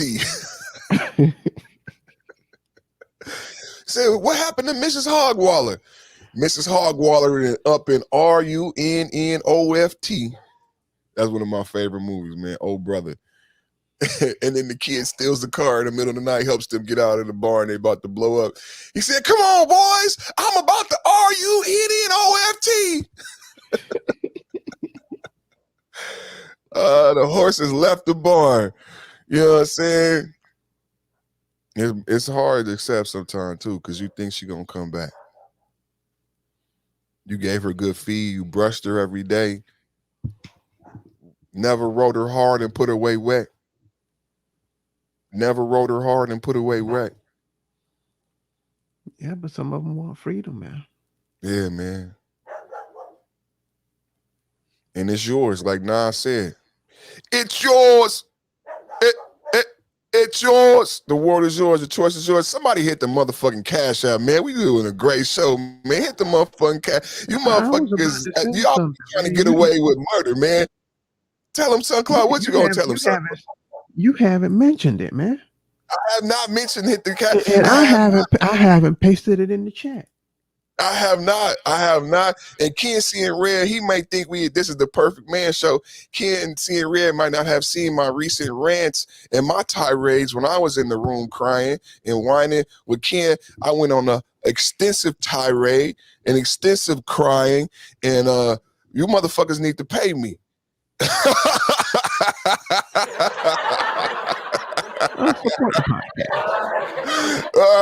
It's so simply put, but basically, Ken, I realized that the Perfect Man show and the podcast had reached the precipice, and I love you guys so much. I do appreciate your patrony, and basically what I realized is that I'm going to move that show to a different platform. I will bring it back occasionally to promote it on that platform.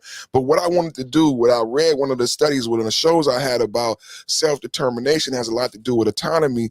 So why beg individuals to donate when you can empower them and employ them and make them more powerful and give them incentives to be more responsive and donate not only to the platform via monetarily, but in the chat, on the panel, in the comment section. So the World is Yours podcast is a brand new format from the Perfect Timing Podcast Network that employs and empowers the listener. It's a podcast that's funded by and produced by the listener. If you have a certain subject matter that you would like to discuss, send in a donation. If you like to get on the panel extensively for a solo, send in a donation. If you want to do a debate or interview, send in a donation. You inspire the content. You produce the show. Everything is driven by the listener, for the listener, by the listener, for the listener, by the listener, for the listener, by the listener, for the listener, by the listener. It's yours. It's yours. It's the World is Yours podcast. Hit the cash app. So that's the way the show is running right now, man. The Perfect Man show, the daily show, that's going to be on a different platform where you have to pay to join. So everybody going through that journey through Apothos now will make a decision if I'm ready to go on this journey. And if I'm ready to go on this journey, it's going to be a costly thing that I will take seriously. And to make sure that everyone who takes the journey takes it seriously and is committed to the journey, it's going to be a cost associated with it. Because anything in life, when you buy a new car, SunClaw just explained about when you get a new woman, anything that you show commitment to, when you want to go get a degree, you have to go to school. Part of that going to get that college degree to show that you actually are committed to getting that degree is there's a monetary association with that commitment. So this journey through Apothos has reached that level. And it's because I love you. It's not because I need the money. It's because you should do it. It's because it's manly. It's the right thing. And it's okay if you didn't know to do it. As a leader, it's my job to lead and incentivize those to do what they might not know to do or should do. So what I've done is I've created this roadmap, and I haven't left you because I do love you and I love what I do. So I haven't left you. I've just moved that content to another platform. We're going to be on Patreon and other platforms with the Perfect Man Show. And the World is Yours podcast is a podcast for you to produce yourself, to let you know that I do love you and I do support the audience, and I do appreciate the people who have supported me and that have subscribed. And that it's not about money. It's about more than that, but it is a business. And my time is valuable, as is your time. So I seek to add benefit to your life, and I request you do the same. Man, Son Claw, man, I'm good at this shit, man. I'll tell you, man. Somebody in the cash, man. What kid talking about? I can't figure that out. You can't figure it out because you got a Nokia. Because you got a Nokia and a Cricket. We was talking about the Nokias the other day. Do y'all remember the Nokia? Ken still has a Nokia. Remember we say you got any bars? Ken got his phone charged with 5 bars. So when Ken got 3 bars, he know he got to hang the phone up. Get off that Nokia and you can figure out cash. So what about Coinbase? Who got some Shiba Nu in the chat? Who bought Shiba Nu? I heard about Shiba Nu from Black Ram 313. I hope y'all subscribe to Black Ram 313. I found Black Ram 313 through the last Crucible who used to watch me when I first started this podcast, when it was the perfect fucking timing podcast. I took out the fucking so I could be more palatable. But the Black Ram 313 is one of the original SYSBM guys and just a great content creator. And he does a podcast with a partner like Sunclaw, and that dude is really well versed in crypto. And they were talking about Shiba Nu, but I don't have a Coinbase account. I looked into getting a Coinbase account. Sunclaw, do you have a Coinbase account? Do you own any crypto? And if you don't, I do not own any crypto. Okay. What's up? Are we gonna get a Coinbase account? We gonna get some crypto? What's up? I'll take it into consideration. Yeah, me too, man. Because somebody said they made $300,000 on Shiba Nu, and I knew about Shiba Nu. Shiba Nu's less than a penny, but I think I gotta get. Or it was. It was. It didn't shut up now. So when Black Ram 313 talked about it, it was cheap. I could have bought it, but I don't have a Coinbase. I have Robinhood, but even though I'm in IT, I didn't really like Robinhood, and I don't really do a lot with banking. So my apprehension is the way my money work. You know what I'm saying? I'm not a money person, so I'm like a cash person. So these things is built for digital currency and the way people move in this new. I'm sure if you look on his on Black Ram's site or on his page, you should look into seeing how to buy cryptocurrency. Oh yeah, they do his partner, I forget his name, and I do apologize because I watched the brother, but the other brother's name who hosts the show with him, he does a show specifically on crypto, and yeah. So everybody go subscribe to Black Ram 313 and the other brother if you want to get on your crypto and be on your SYSBM, And Kevin Samuels came out SYSBM. Did you catch that episode when he came out SYSBM? When did that happen? He fully divested about a week ago. He got tired of it finally. He sure did. Fully divested about a week ago. And I haven't really heard a lot of people talk about it in the manosphere. Now, the thing is, I stopped listening to his show a few months ago. Oh, man. You don't listen to Kevin Samuels? I listen to Kevin Samuels, bro. It's entertaining. That's the problem. Oh, okay. It was incredibly entertaining. Incredibly so. However, predictable. Yeah. It's the same I have a problem with predictability. It's the same show every night. It's the same. It's the same so show. If I've watched one, I've watched them all, right? Wow. You gonna ruin it. I don't watch Love and Hip Hop and shit like that for that reason. It's the same show every night. I can't watch soap operas. Can't watch movies. I like Kevin Samuels. It's a train wreck. It's like watching Cheaters. You know what's gonna happen. Someone cheated. The name of the show is Cheaters. Right? I'm gonna pull out something weird. The name of the show is Cheaters. Does anybody remember a movie called Megamind? Oh yeah, the cartoon. My son was watching Megamind last night. How ironic. Shout out to Bubba. Guess why I like that? Why do you like Megamind? They was watching Megamind last. The villain ends up with the girl. The villain ends up with the girl. And the villain is Jim Carrey, right? No, it's that other guy. What's this guy's name? Will Ferrell. Will Ferrell, that's the other guy, yeah. No, I thought Will Ferrell was the good guy. No, Will Ferrell is Megamind, and Brad Pitt is Metro Man. Okay. The good guy. Okay, you knew what I was talking about. You knew what I was talking about. Metro Man. So it was so interesting because the villain starts off bad. He's a villain, wants to impress the girl, gets the girl at the end, the hero turns out to be not so heroic, and his motivations turn out to be kind of ishy. So it's wonderful. Jason Black blocked me, Ken. I'm not It's allowed not in Jason predictable. Black chat. Can't see in red. Say that part again, son. Clock got distracted. Can't see in red do that a lot. He's a bad student. Oh, I was saying that the reason I like Megamind is it's not really all that predictable. No, I agree. It's not. It's pretty good because it's not all that predictable.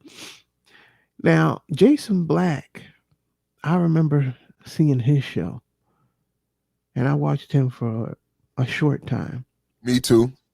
Till he kicked me out. and he was pissed off at Kevin Samuel, saying that Kevin Samuel stole his shit.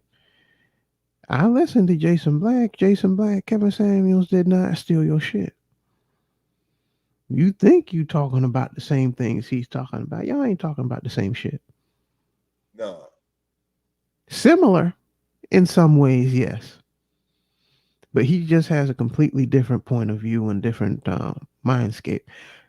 But I will say, I remember him doing a show and had a female listener call in, and he went on her social media page. And he asked her, "Why do you have all these tattoos?" "Oh, that's my niece. That's my nephew's name. And I have my daddy's name. And I have my mama's name. And such name." Real pretty girl. If it weren't for the tattoos. I'm just one of those old school fuddy duddies. No, that's real shit. I una obra de arte.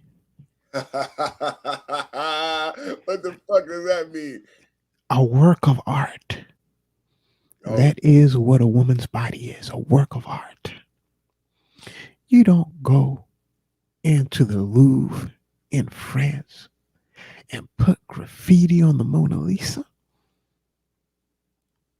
You don't go into that museum and put spray paint on the Venus de Milo. You don't do that. I agree. My grandmother, that's why I don't have tattoos. And I thank her for that. No tattoos, so you can't mark me down with my sisters. Fuck Charles Barkley. But Ice Cube, but that's not true for me. But you remember, I date out. I do.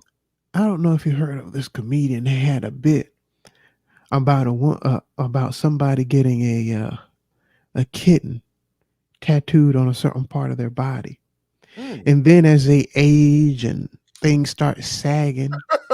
What did it turn into? What did it turn into? A mangy old cat. That's what it turns into. But so, okay, so what we were talking about, y'all, is a couple days ago, Kevin Samuels divested. He came out SYSBM. I knew he was SYSBM. If you've been following him, he's been on other panels. He's been on panels in the manosphere. He used, in the beginning, like Rogan said, I stopped watching him when he reached a certain level. But before he got to 1 million, he would appear in late night, midnight manosphere panels with Obsidian and BGS. And one of the things he said almost a year ago is that we need to date out. Stop dating black women. He said that a year ago before he got this level of fame. He's been SYSBM from the beginning. He's been SYSBM from the beginning. Go ahead. I stopped listening to him. I was really into him, but then I saw his interviews in other places and in other places and in other places. And I saw it and I said, that's interesting. I like his point of view. The interviews didn't put me off. It just allowed me to see exactly what he was trying to do with his show. And I said, this show ain't for me. Right. Not because it wasn't interesting, not because the information was not accurate. I think you remember when one of the first panels I came up here and I made this retching, vomiting sound effect. Saying that what Kevin Samuels is doing is showing a mirror to these people to show them how disgusting they really are.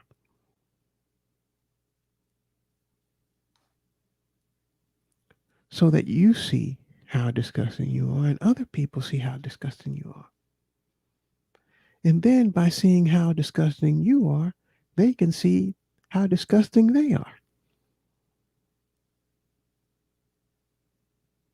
Because that's why he kept on going. Don't you think a smart man can just keep on doing something repetitively over and over and over, in and out? Right. Good point. He was trying to make a point so that you can't say, oh, that's just that case. No. All walks of life.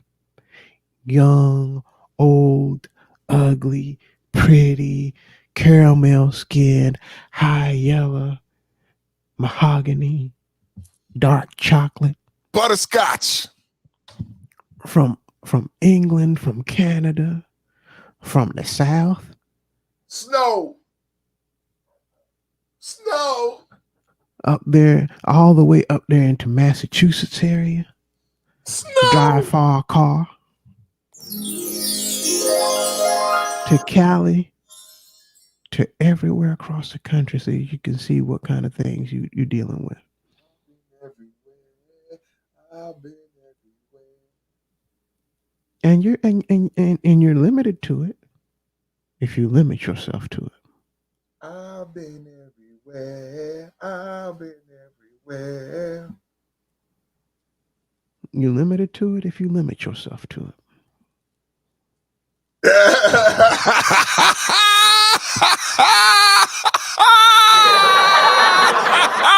And that's what SYSBM is.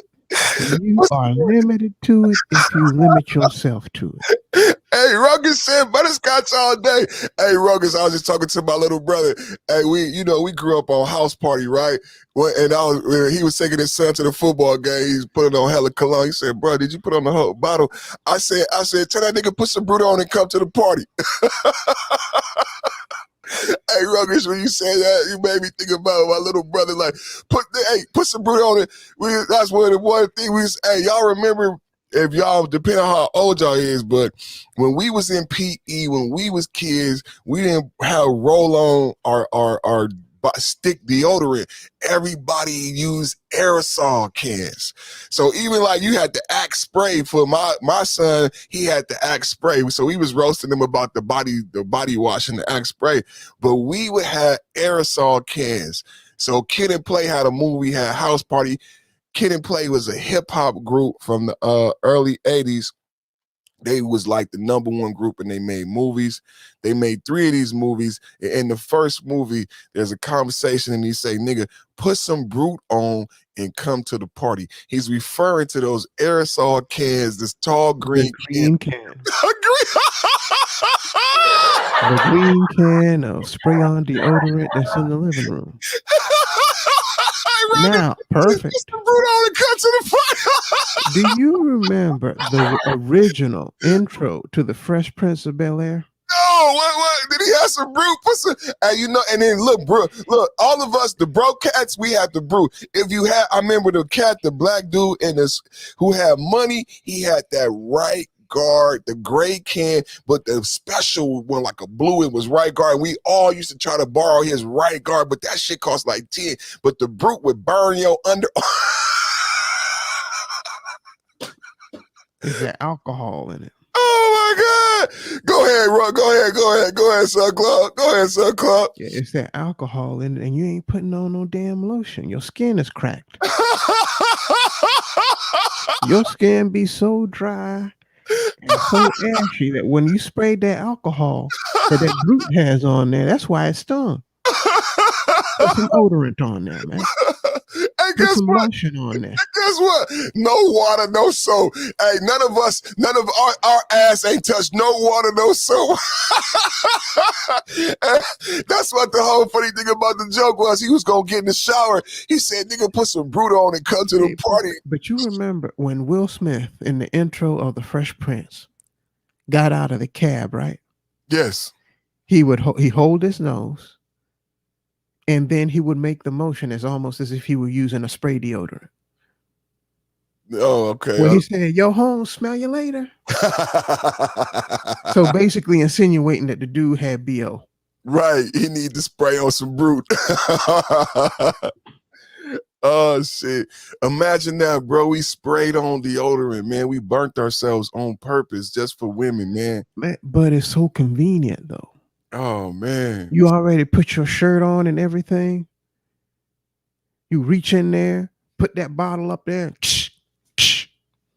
Oh man, this You cat done and good to go. this cat that said RC Cola, man. Hey, Don't tell me, Rogus. now, if you being fancy and you being considerate to the ladies, you spray the sack too. I was gonna say it, but I didn't want to say it. I didn't want to say it. I didn't want to say it. I didn't want to say it because I didn't want to admit that I did it, but I did it. I did it. I did it. I did Perfect.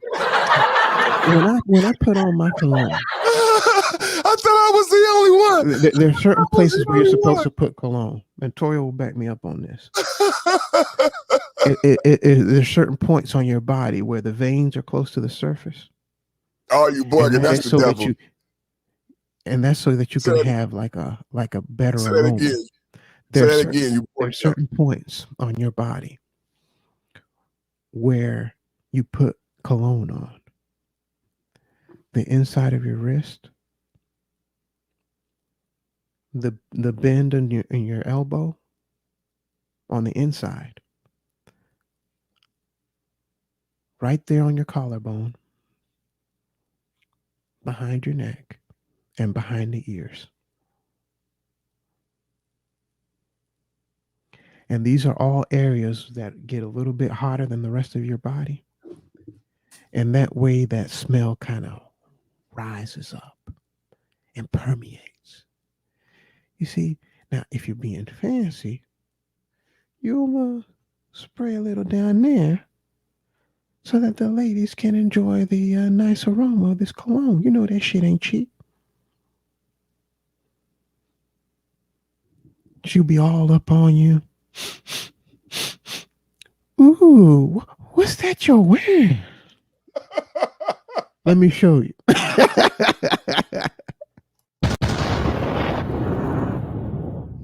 Sunclaw dropping bombs on them in this thing, man. Sunclaw says, spray the balls, everybody. Everybody listening right now. We had a lot of jewels for you tonight, but Sunclaw dropped the last jewel. He said, spray the balls, man. Spray the balls. Anything else for the turtle? Spray the ball. I'm sorry, Perfect. I was just lighting my scented candle. Lighting his scented candle, everybody. $15 small ass candle. Hey, we be taking laps around the sun, bro. We be taking laps around. We started with stoicism. We went to King David, and now we at where we at now? Yeah, y'all remember that song, don't you? What song, Sunclaw? Please expound. This is what I do. Hey, to get you in the mood. Hey, I do it all to get you in the mood. This is what I do to get you in the mood. Sing it. And I do it all to get you in the mood. Sexual chocolate. Lighting scented candles. He sings so beautifully, don't you agree? Hey, son, I'm about to slide out on these hoes. I'm about to slide out on these hoes. I'm about to slide out on these hoes. Hey, Kissy and Red, I'm glad you're having a good time, brother, man. I told you it's already done. We in the building, man. We in the building, man. And you were missed, Ken. I was saying, man, where the hell Kissy and Red at? I told you he didn't pay his bill. He hadn't paid his bill, man. Yeah, cricket, man. That cricket plan is a bitch, man. You know what I'm saying? But, you know, he back. He might not even be on his phone right now. You know what I'm saying? He might have to borrow. I told y'all, whenever Ken is in the building, nobody in his house can use the phone. So, you know, he got the old analog dial-up AOL AIM account. So he has to take the phone. He has a landline. I don't have a landline. Do you have a landline, Sunclaw?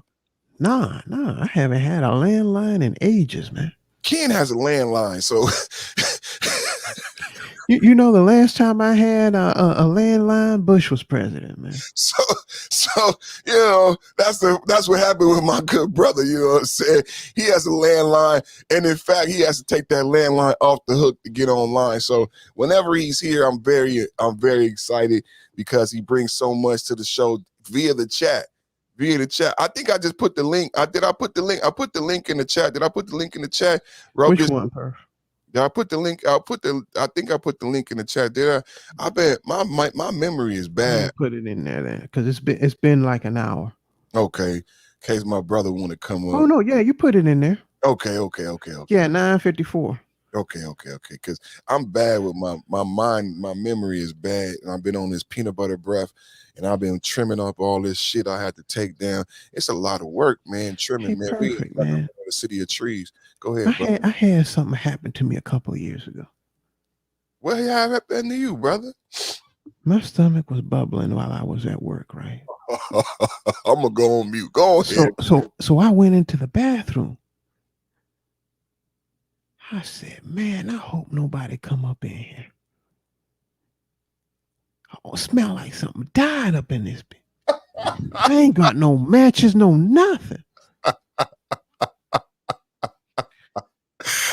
I proceed to wash my hands. Oh my God.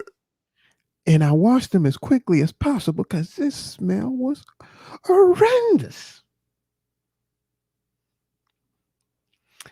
I leave out of the bathroom only to find the female janitor standing just 10 feet away from the bathroom.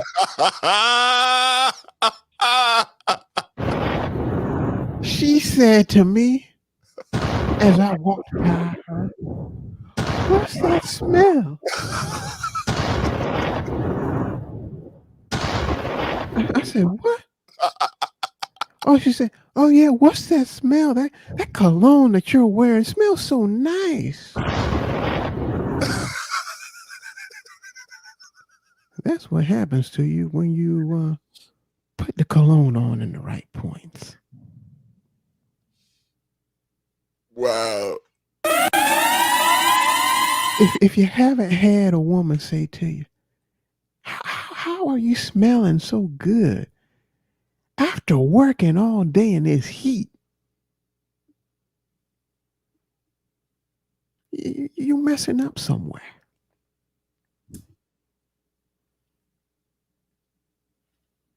You see, what is that? Gold Bond has a powder, has that Gold Bond spray. Yes. The powder in the form of spray. Yes. And you get the tea bags and you spray them. Put that powder on them. And it comes in different scents too. There's no reason at all. Why at the end of the day, we have taken a left turn, ladies and gentlemen. You gotta be smelling funky. Thank you for they call me the man with the powdered gun. Stay in your seatbelts, please. Not the man with the golden gun like James Bond, but the man with the powdered gun. The seatbelt sign will stay lit. Please do not move around the cabin as we continue on the flight. We will be taxiing for 15 minutes. We're gonna take y'all up to 30,000 feet, and it's gonna be a nice smooth ride. You know what I'm saying? Sit back, take you a nice Adderall, have you a cocktail, and your pilot, and your captain, and my co-captain. Again, there's a term for that. It's called the Dutch oven. I knew. See, ladies and gentlemen. And don't ask me how I know. I need your seats in the upright position. Everybody, I need all tablets and devices cut to the Perfect Timing Podcast, please. This is a rocket ship. Only VIs can come aboard. It's a rocket ship. Only VIs can come aboard. It's a rocket ship. Only VIs can come aboard. This is a rocket ship. Beans. What a wonderful fruit. I'm trying to get it back. The back. more you eat, the more you toot. Lord, I'm trying to get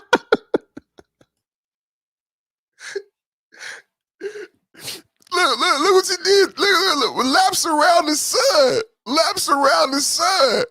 Laps around the sun. Oh, shit. Now, after you do that to a woman, you're going to be doing laps around the block. That's what you're going to be doing. While she's chasing you with that kitchen cleaver. That's what. Sun Claus discussing laps around the bowl. Sun Claus discussing laps around the bowl. But you know what, Sun Claus?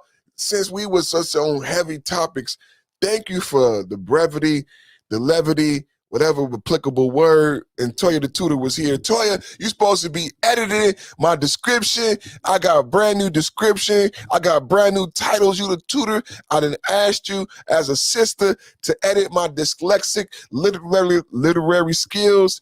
So check out my description, y'all. Follow the destructive description, destructive instructions in the description. You know what I'm saying? Which will instruct you to donate to the Cash App and also play the respective playlists, the rock playlist, the Perfect Man playlist.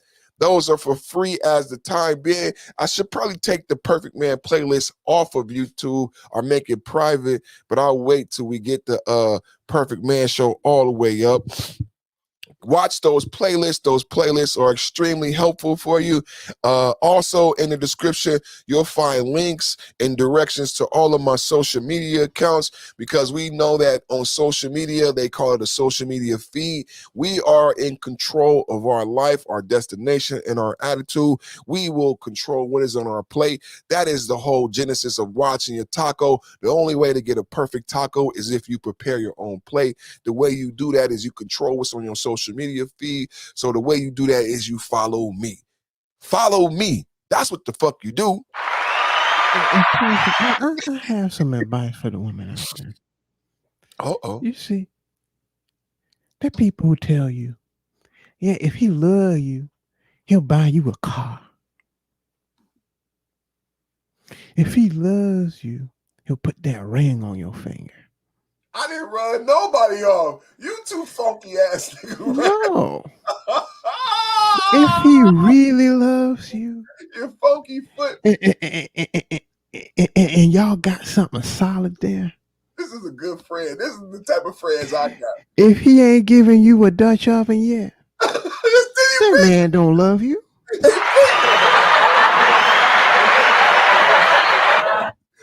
And we wouldn't let it go. This is the Never Die Network. Shout out to the Never Die Network. Shout out to Kid and Sun Claus, the Never Die twins. We ain't letting shit die. I'll tell you right now. Go over there and find the woman that's been married the longest to her husband. 50-year anniversary. And you go up there and ask her, has your husband ever given you a Dutch oven? She's going to say, yes, he has. On several occasions. See, we never know. We never know, y'all, what goes on inside people's homes. You know what I'm saying? Because we didn't just lose Toya, we lost Rogish too. So we don't know. we don't know if one of them have a problem with gas or somebody got. I don't want to put nothing on nobody. You know what I'm saying? But you know, in the beginning of relationships, there's some things you don't know about people when you start living together. Samore has a joke when she talk about relationships is about being able to smell the other person's shit. It basically boiled down to whose shit that you could stand to smell, because everybody's shit you can't stand to smell it. And if you love them, you put up with that smell. So what we talking about is real sensitive topic, but they may have left the room because somebody may have an issue with gas, or somebody might be kind of gassy.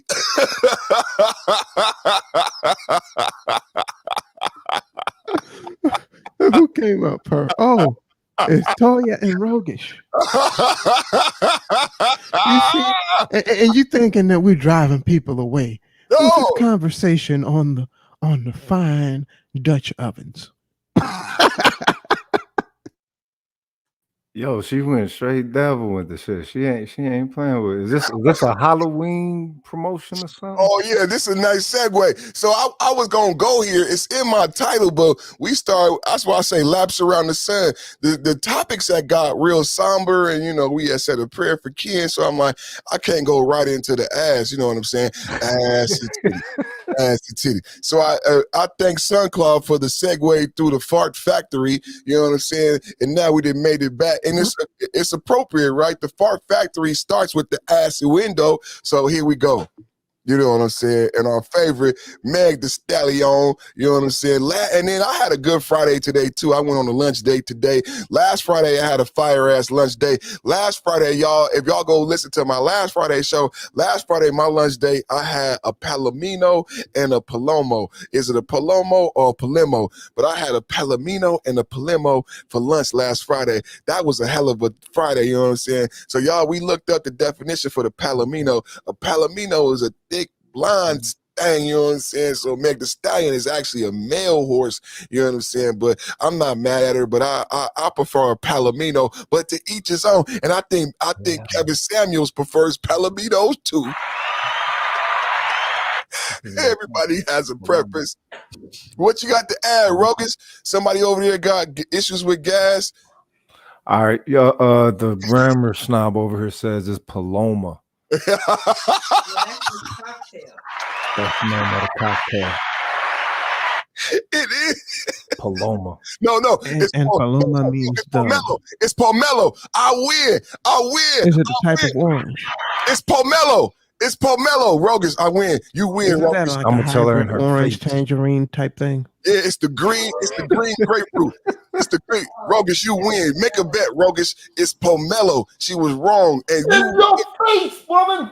You remember that tonight. It's pomelo. It's the name of the drink is named after the fruit. It's a pomelo. That's what she made us. It was Paloma is a cocktail with tequila. They can't hear you. It got tequila in it, but it's a pomelo. It's named after it's named after the fruit. The fruit, and I get it wrong all the time. But it's not a fruit. It's not a fruit. What is it? A pomelo is a fruit. A paloma is not. Do you eat either one of them? No. All right then. I don't understand. Me neither. What you mean? Do you eat either one? You do eat. I eat pomelos. No, she don't. Oh, she don't eat fruit. She don't eat vegetables and fruit. She's standing on this grammar square and all. All right. Yeah. Was you on your Atkins? You on your Atkins? Now hold up. Have you ever had any squab? That's the little bird, right? Rock dove. Was that a Filipino duck? A dove. Yeah, that's the little bird. That's a little bird, right? That's what they was hunting when the vice president shot old boy in the face, right? It was hunting squab. They was hunting the little baby birds. Oh, ain't that some shit? And you shoot the pellets. That's why old boy lived, because you can't shoot them with real buckshot. No, the other one's called bird shot. Bird shot. That's right. You got to shoot a special shot. The Dave Chappelle bit, buckshot, bird shot, buckshot, bird shot. Then he said after that, the guns Jamaican, buckshot, buckshot, buckshot. I do remember that. Shout out to Dave Chappelle, man. You know, we broke that killing it, cuz he been killing it. Man. He been killing it, man. Now y'all trying to escape the oven conversation. Oh no. We here for the highest. Like I said, some people think that when a man loves a woman, he gives her a car, he gives her a ring. I say it's a Dutch oven. Loves a woman. What say you, Rogish? Goddamn right, yeah. A Dutch oven and some latex. Oh shit. Do not use this podcast, but it is the World Is Yours podcast, everybody. So if this is going to be your vehicle, if this is want to use your vehicle to latex agency, I got your back, brother. We're gonna take them to Sherman Oaks, cuz. Yeah, man. Yeah. Is it red latex, black latex? Which do you prefer, brother? Thigh highs, knee highs, 6-inch, 7-inch heels. You gotta be some red latex. Red latex. Edible. Oh shit. Eat your ass out till you pass out.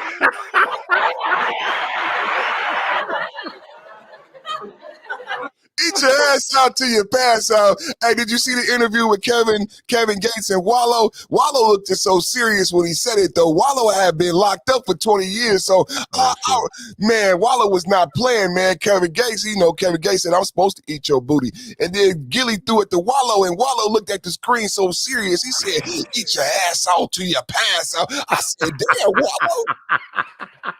I said, damn, Wallow. And then Kevin Gates. Hold on. They call that derriere devotion. Derriere devotion. But look, Kevin Gates upped him one. He said, shit, I like to tell her when I'm doing it, he said, I tell her push back. I said, hold on.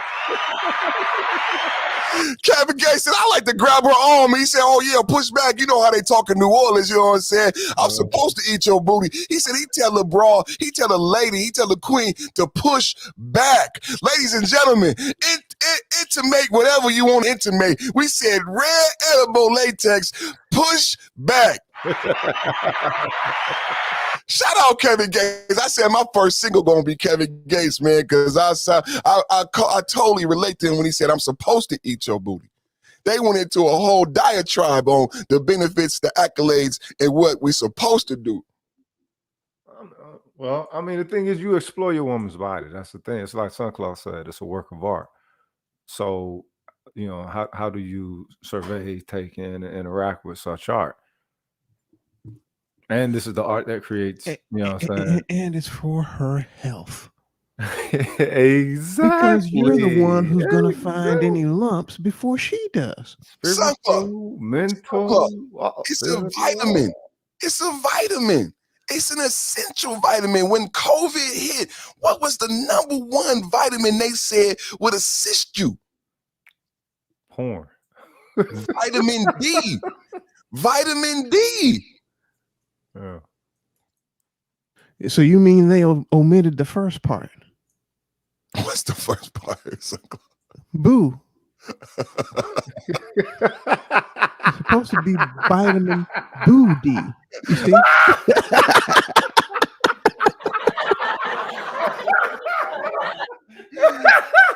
It's getting spooky out here, ladies and gentlemen. Happy Halloween. Happy Halloween. Yeah, happy Halloween, man. Meg the Stallion, man, and gave us something to look at, man. We thank her so much, man. She said, yo, what's a ghost's favorite part of a woman's body? Her booty.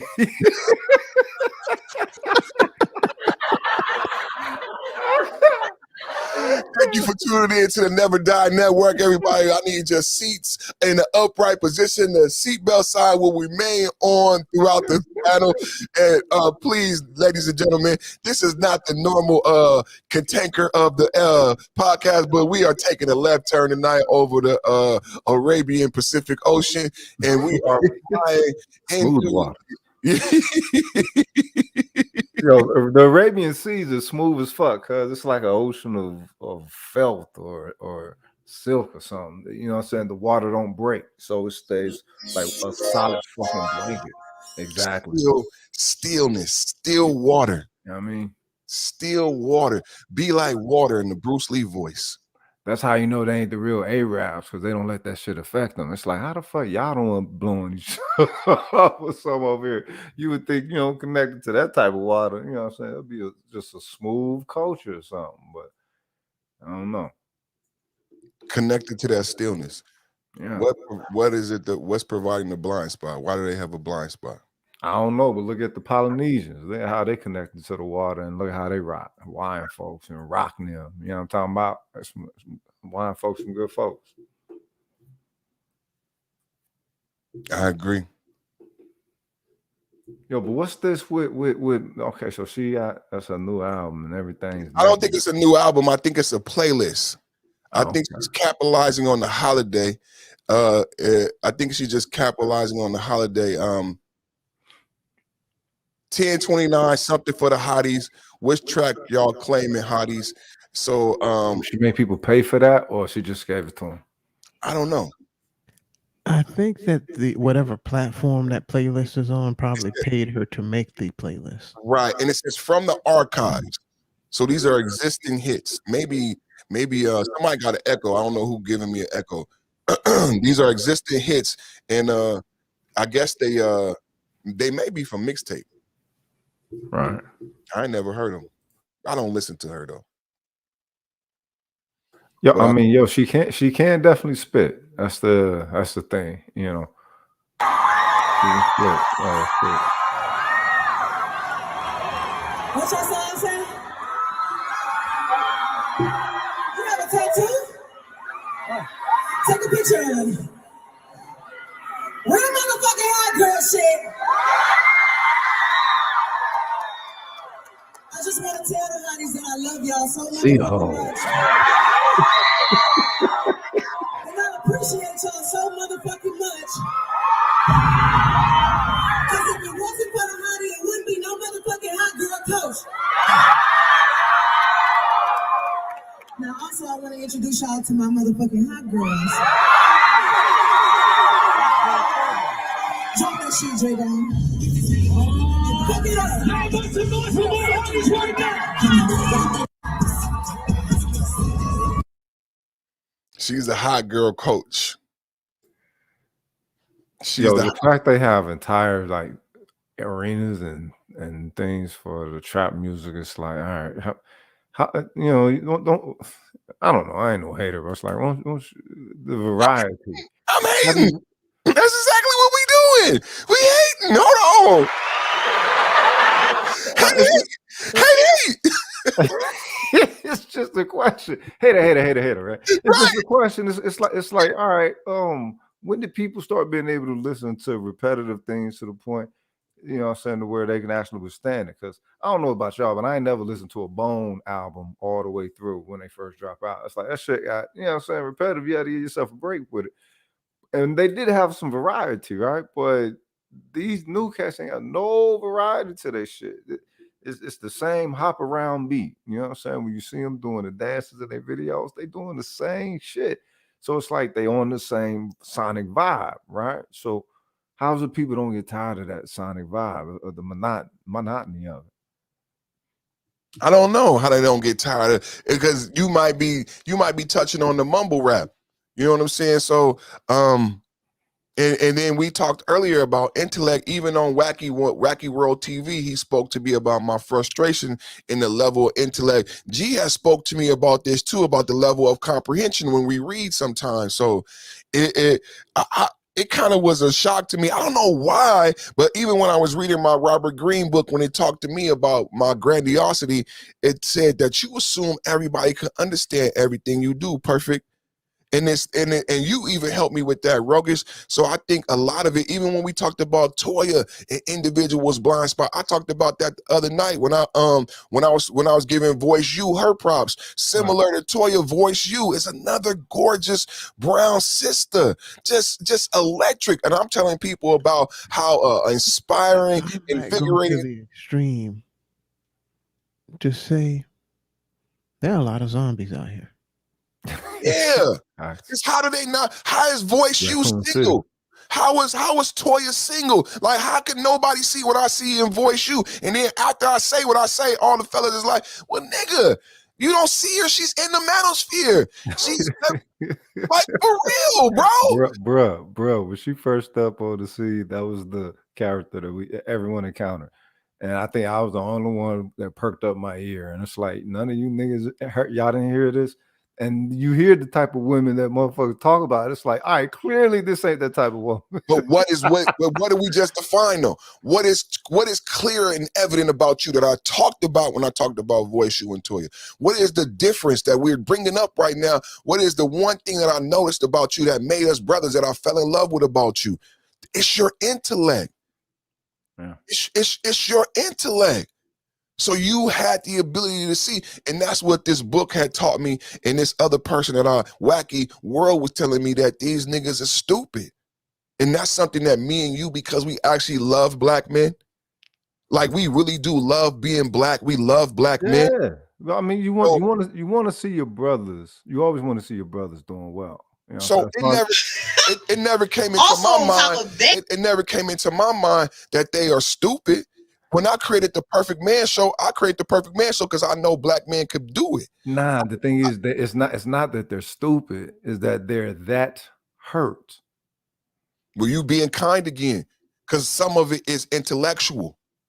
And you were able to see something that they should have been able to see, and you want to. No, but the thing is, they wasn't thinking relationship. They was thinking off, just let me get shit off my chest. Again. That's stupidity again. You being nice. Well, I think we've been too nice. Nah. Okay, no, you gotta understand something. There's some trauma that went down with a lot of these cats, right? With the hurt that they have some deep trauma. Legitimate trauma. Yes, legitimate trauma. And I'm not trying to insult. Hold on. Go ahead. I'm gonna let you flow. Right. So in that trauma, you know, you're either going to see solution or you're not. The thing is, they're not looking for a solution. They're looking primarily to vent. My whole purpose was solution. I really care about the shit I fucking talk about. I'm about this shit off the internet in the same motherfucking dynamic, right? This is what I learned from, you know, people shit on the pro-black sector, but this is what I picked up from there. It's just that I'm not down with the route that the pro-black sector is trying to do with it. But the methodology that they use to understand the value of self and your people, nigga, that's there. So in the aspect of, yeah, we understand the issues that cats is having with sisters, but when a sister shows up who you know don't give a motherfucker those issues, how the fuck that don't open up y'all eyes if you already know what it is that you don't want? When something that you do want shows up, nobody says nothing. So it's like, all right, do you really want that? Are you really ready for that? Are you prepared for that? Or is it that you just want to bitch and vent a little bit, a little something off your chest? And Rogue, Because you're not looking for that type of quality. You say what type of quality that you don't want. But when pure quality comes before you, what the fuck? Everybody's stagnant. What the fuck is it? What type of families do we want then? Roguish, I can only see two different ways of interpreting it. Right. One, they really don't even know what they want or what they should be looking for. That second part, cuz. That's the first one. The second part. So it's ignorant. So it's ignorance then, not stupidity. It's ignorance. It's ignorance. A lack of knowledge. It's not ignorance if you don't know. You've never seen it. You don't know what you're looking for. You've never seen what you're looking for. How you don't know how to find it? Good point. Right. The other one is I'm open. I have been open to women. I've been hurt by women. So I'm going to close myself off emotionally to women. And if you're closed off, how you going to find something, or how you going to accept something if you already close yourself off to it? The thing is that it's the whole judging thing. This is why when I talk about like who was it? Judgment and discernment. I mean, well, there's nothing wrong with that, but you have to take into consideration all the factors. All right, look at it at who you're surveying, and then assess what type of influence they have in their life. You know, in their existence. All influences that a black woman encounters is not of her own accountability. You know what I'm saying? Some of that is with the environment. You look at the environment, is it favorable for a negative influence or positive influence? So you have to take those factors into consideration. It's like motherfuckers just want to blame black women for everything. And it's like, all right, well, if they're so fucking easily programmable, you know, and they're all doing the same fucking thing, all right, let's look at the program as well. Let's look at the programmers. But, you know, they don't they don't want to do that. Like, hey, stop being a robot. Stop being a robot. It's like, what? You know what I'm saying? The motherfucking program, it was some decent programming. Feminism, you know, so all that shit, whatever. Okay, well, you look at the value system. You don't charge them to a different value system. You try to see what it is about the values that they hold that actually might hold some merit that keeps them there. And when that's what the fuck you put holes in, but you don't put holes in an aspect of attacking it. You put holes in an aspect of showing that The understanding of this toward an us thing can be from this perspective. Let's see if whatever value you're getting from this current perspective, let's see why you think you can't find that value in a perspective that we present. I don't know. The thing is, they not that's and this again. Motherfuckers say the community shit. They thinking about they speak relationship for the he say she say shit, and it's supposed to be for the sake of families, ultimately for the sake of community. But I don't know. Motherfuckers just want to get their bitch in pocket or something, and they don't really seem like they're trying to be aligned with their women. It don't really seem like they're seeking alignment. It's more like they're seeking adherence. It's egotistical. Have you heard my rant on Black Love when I was talking about y'all? No, when you say that, all week I've been talking about Black Love, and then Angry Man stole my shit. I love him, though. Angry Man been stealing from me every night. But I was talking about Black Love. He stole my hold weed. up, cuz. Wait a minute, bro. Dog, you a son, old homie. Yeah, you feel me? That's true. Come on, cuz. Dog, you got a lot of light on you, bro. So if people take a little bit of shine, it's like, come on, bro. I ain't mad. I love him.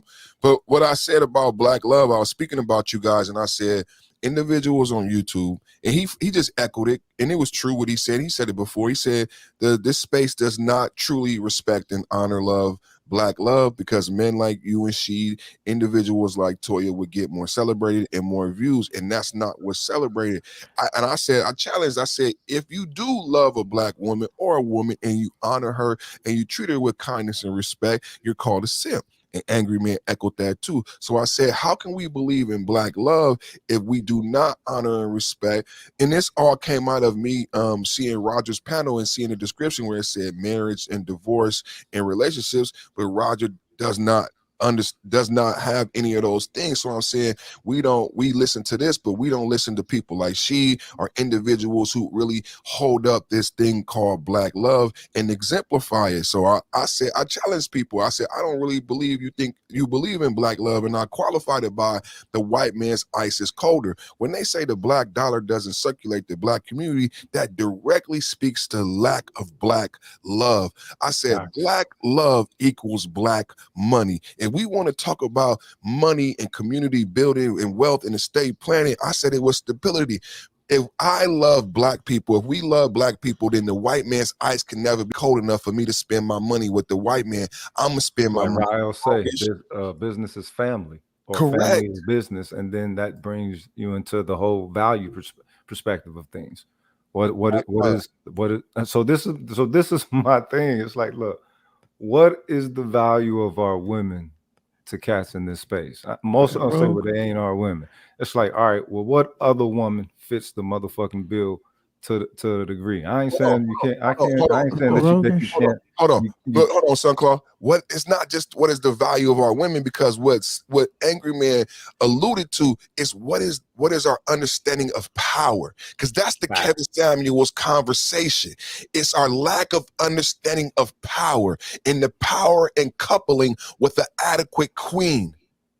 I said the king is rigid. The king could move frontwards, backwards, right and left, but the queen is diagonal, adding complexity, but also a defensive. That's why the Black Panther is so beautiful, because you have a Black queen that provides you not only a defensive from diagonal, but also attack, which as a king, I'm vulnerable from these angles without my queen. So what is our true understanding of power? Kevin Samuel said, why don't you remarry?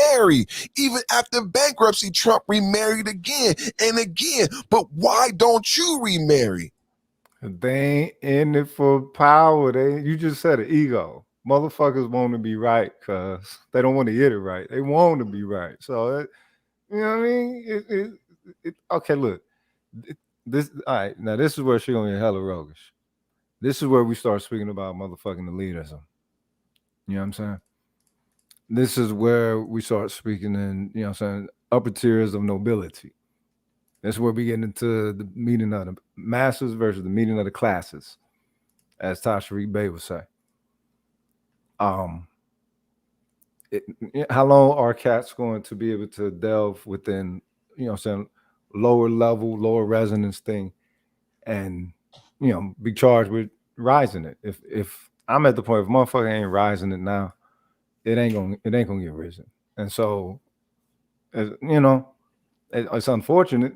It's a hell of a minority group to be a part of. But when it comes to power like that, understanding that type of power, nah. Hey, People just, Rogish, yes, sir. something that you had mentioned earlier, and you had mentioned women and their environment. And you mentioned women and their environment, and my mind immediately went to the Vietnam War and drug addiction. Mm-hmm. Mm-hmm. It was just like a link in a chain, all connected. And to the people who, how the hell is what Rogish was talking about, women and their environment, have anything to do with the Vietnam War and drug addiction? You gonna tie it up for us? Put a bow on. And here's the thing, a lot of those guys who were overseas in that environment, they were consuming drugs. You would say they were addicted to those drugs. They were fiends. Facts. When they took them out of that stressful environment where you don't know when somebody gonna pop up out of some hole that you didn't even know was there and shoot you dead. When you were removed from that stressful environment, that drug addiction went away.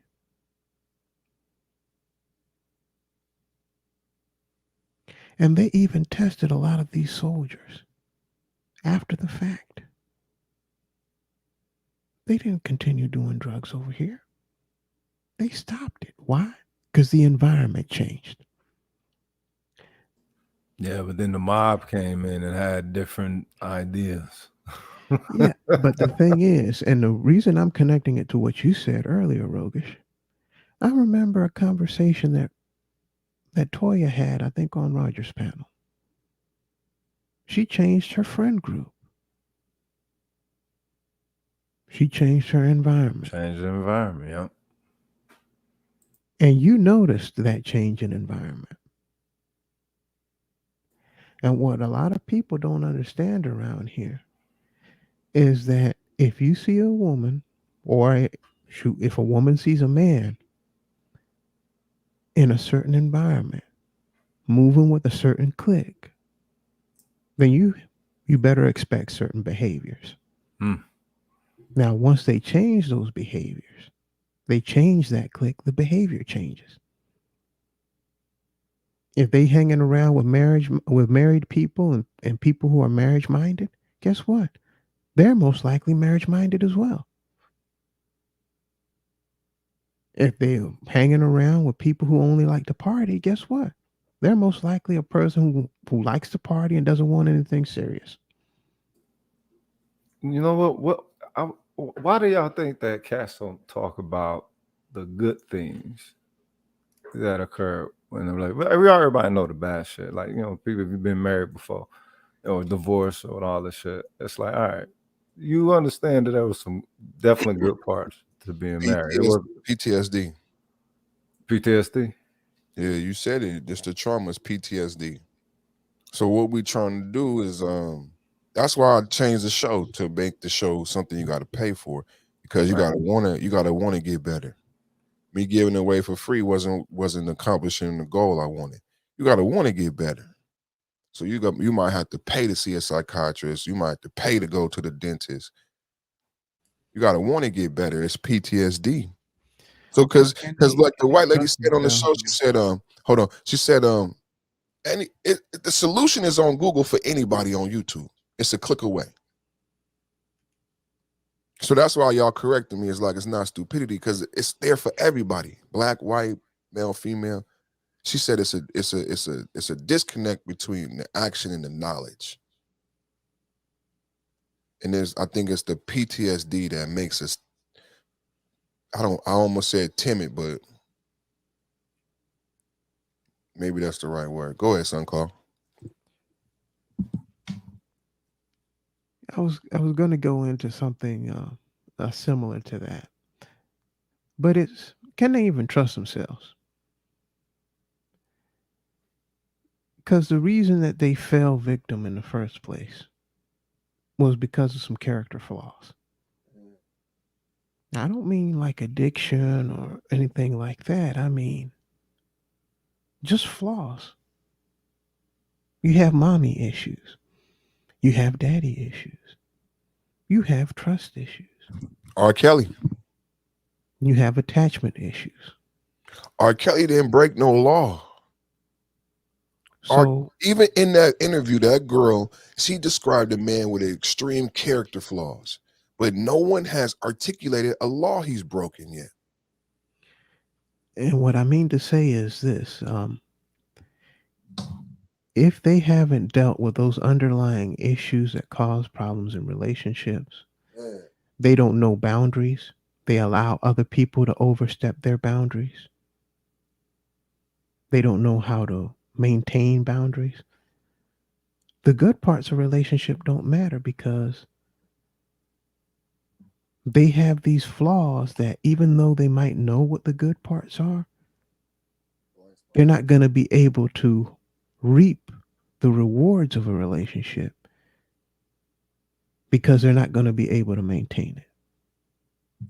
It made me think about Ruggers teasing her about not eating the fruits and the vegetables, right? Because we tease black people. It's a similar concept, and you're not gonna realize the best benefit unless you're feeding your body this stuff. And we refuse to eat healthy. It's the same thing on YouTube. Ken said, "Good stuff don't get views. Good stuff don't get consumed." Some called it junk food content. That's exactly. Oh Lord, that is exactly what it is. I will not say that there aren't any good women out there. I had one. I had one that right now I think, man, I should have married that girl. Wow. Shit. You know, I was zombie. I love that woman for her brains. Yeah. She was cute. She wasn't the most beautiful thing out there. She wasn't ugly.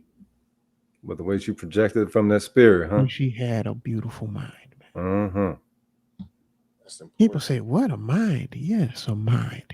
Yeah. You know what? You don't know what it's like having a conversation with an intelligent woman. If you don't understand what I'm saying, you never had a conversation with an intelligent woman. An intelligent woman is not annoying to talk to. It is not irritating. It doesn't get on your last nerves. It can be intimidating, bro. Preach. Could be intimidating. Intimidating how? For those who not think about Claire Huxtable. Think about Camilla Cosby. Claire was light, cuz. I'm not saying she wasn't. I could have hours long conversations. Yeah. Nah, but it's what Dwayne had to go through to see that about Whitney. And plenty men have been intimidated by intellectual women. So. Yeah. Dwayne was intimidated. Whitney was the baddest, the boss. But when Whitney became his wife, she was that Claire, like so insightful. Because remember the general was, I don't know if that was Whitney's father, but his mentor became that other general, and she was so instrumental in his growth. Man, make me want to cry, bro. But he hated her. What? Dwayne Wayne hated Whitney. They was at each other's. They was at each other's throat. He didn't. No, wait. He didn't hate her. He hated some of her ways. Right, but nobody could have guessed unless, because I was a kid, because I guess the older people probably said, oh, they Because probably. wasn't her character kind of like a prissy, Yeah, highbrow kind of? yeah. Yeah, he kept trying to get her to come down to earth, and she wouldn't give up all of her frilly ways. What's the word? Contentious? What's the word I've been trying to say? Cantankerous. Yeah, their relationship was that. It was. So And contentious. Yeah, thank you. Fractious. I'm up these words, but he didn't get that part that Rogus is teaching about until he was able to let go of his fear and let her be her and in her full self. I'll say one more thing. When the phone rings, you ain't saying, man, what is she calling me about now? You're actually looking forward to the phone call. Yeah. Shout out to Patrice O'Neal. What being with the pleasant, intelligent woman is like. You actually looking forward to that phone call. Yeah. To hearing that voice. She had a beautiful voice too. Because she adds to your life. It's the rib. That phone call is an addition. It's not a hindrance. It's not a subtraction. It's an addition every time. It's like the way a child feels. Here's where they're messing up. Perfect. You looking for the perfect body. Mm-hmm. And you ain't looking for the mind. Gotta be shaped like a guitar case these days. I don't need no other body. Yeah, but that's where they're messing up, and they'll continue to mess up as long as they think, oh, yeah, the woman I'm looking for, she's got to have a, what is it? What are those measurements? 36, 24, 36. Yeah, that she has to be that, or otherwise she's out of contention. I'll tell you right now, there are women out there with the perfect body who are perfectly ugly to me because of how they move and how they think. I talked about one on here. I couldn't stand to be around them for 2 seconds. And it's not just. It takes me longer than 2 seconds to do what I need to do. So that's a problem. I talked about one. She was bad, bro. She was bad. And she repelled me. She made me walk the other way. And when she crossed the street, she thought the world was going to stop. I remember the truck almost ran her ass over, and it was her attitude. It was her attitude. Everybody felt. You mean to say that she thought that she could stop traffic and she couldn't? She could have, though. The thing was, Sunclaw, she was the archetype. Everybody would have stopped for her, just like people would stop for Toya. But it's the energy, though. If she would have walked into that crosswalk with a beautiful smile and let that sun rays hit that, motherfuckers would have stopped subconsciously. Right. Females too, but she had this stank attitude that made me cross the fucking street, almost get hit, and made the people in their cars want to run her over. Like, who the fuck you think you is? Now think about that, wasting that gift. Think about, because in all honesty, she was that archetype. I'm and mad women, because I'm picturing it. yeah, she was bad. She was coming out of this eyelash studio, come to find out, because I've been back to that hydroponic store a couple times since then. So it's an expensive eyelash studio where you might get the mink eyelashes, where you might spend a couple $100s on your eyelashes. So it's a type of female lady, queen, who would spend that type of money on her eyelashes. She's coming out, she butterscotch, and she got on like a shirt dress, and it's just barely covering her up. And her hair down to her shoulders. She everything that you would think. But the attitude where she was not projecting. She was projecting what Sunclaw is trying to teach right now. And what I taught about that day. She wasn't projecting beauty. She was projecting stank. We've been talking about the Dutch oven when she had this stank look on her face. And it was an aura on a beautiful person. And perfect. And now that you mentioned the Dutch oven, she would be the kind of woman that I would give the Dutch oven to, that intelligent woman. You see, just because a woman who got a nice body but ain't got a nice mind, a beautiful mind, that woman is not worthy of a Dutch red oven. latex, man. Red edible latex. Red edible latex. It's getting spooky out here, everybody. Happy Halloween, man. Happy Halloween, man. Thigh highs, knee highs, you know what I'm saying? I like thigh highs, man. And here's the part. I would have conversations with her, and I would mention the fact that I would like to give her a Dutch oven. No, you didn't. I don't believe you. Yes, I would. I don't believe you. I don't believe you. I don't And believe you you. see, and because of her intellect, I don't believe you. she understood. She understood because of her intellect. She understood the joke. The funk. I so. And the conversation kept going. Not on that point. But she saw how much love I had for her that I was willing to inflict that upon her.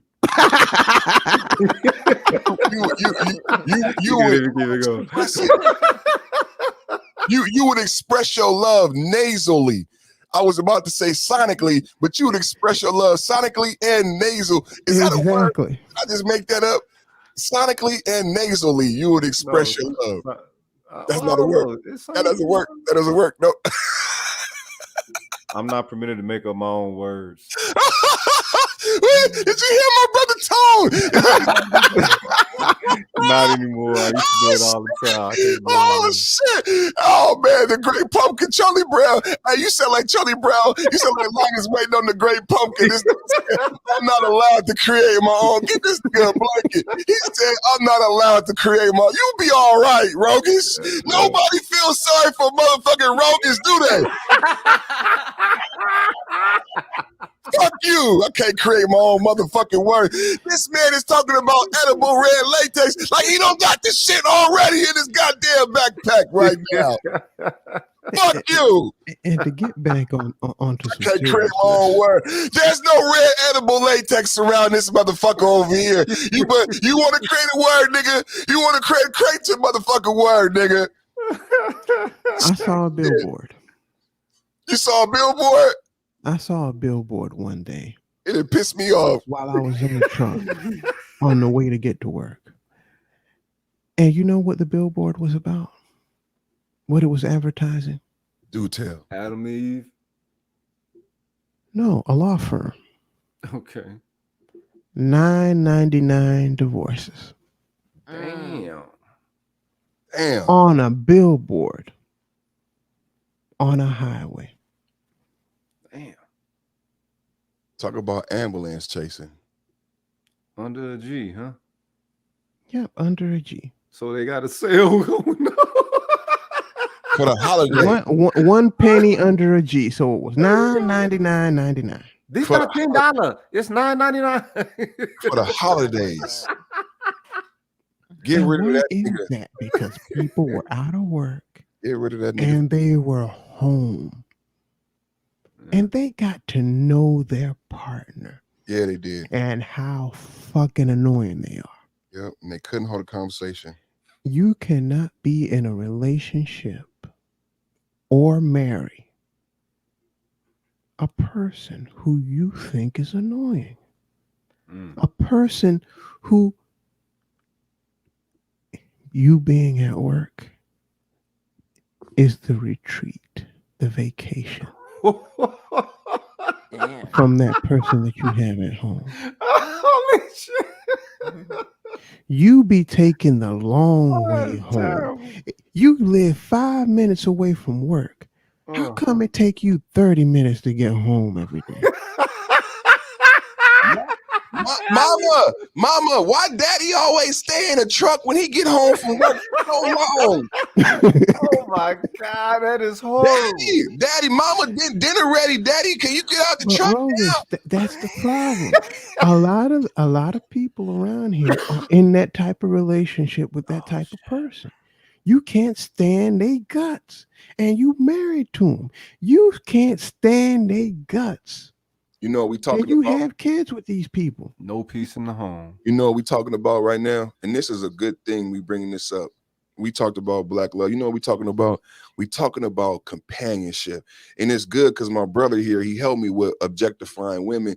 If you won't see women as only sex or as a sexual object, then you don't understanding the human qualities and why friendship would be a necessity. So you're not able to have true companionship.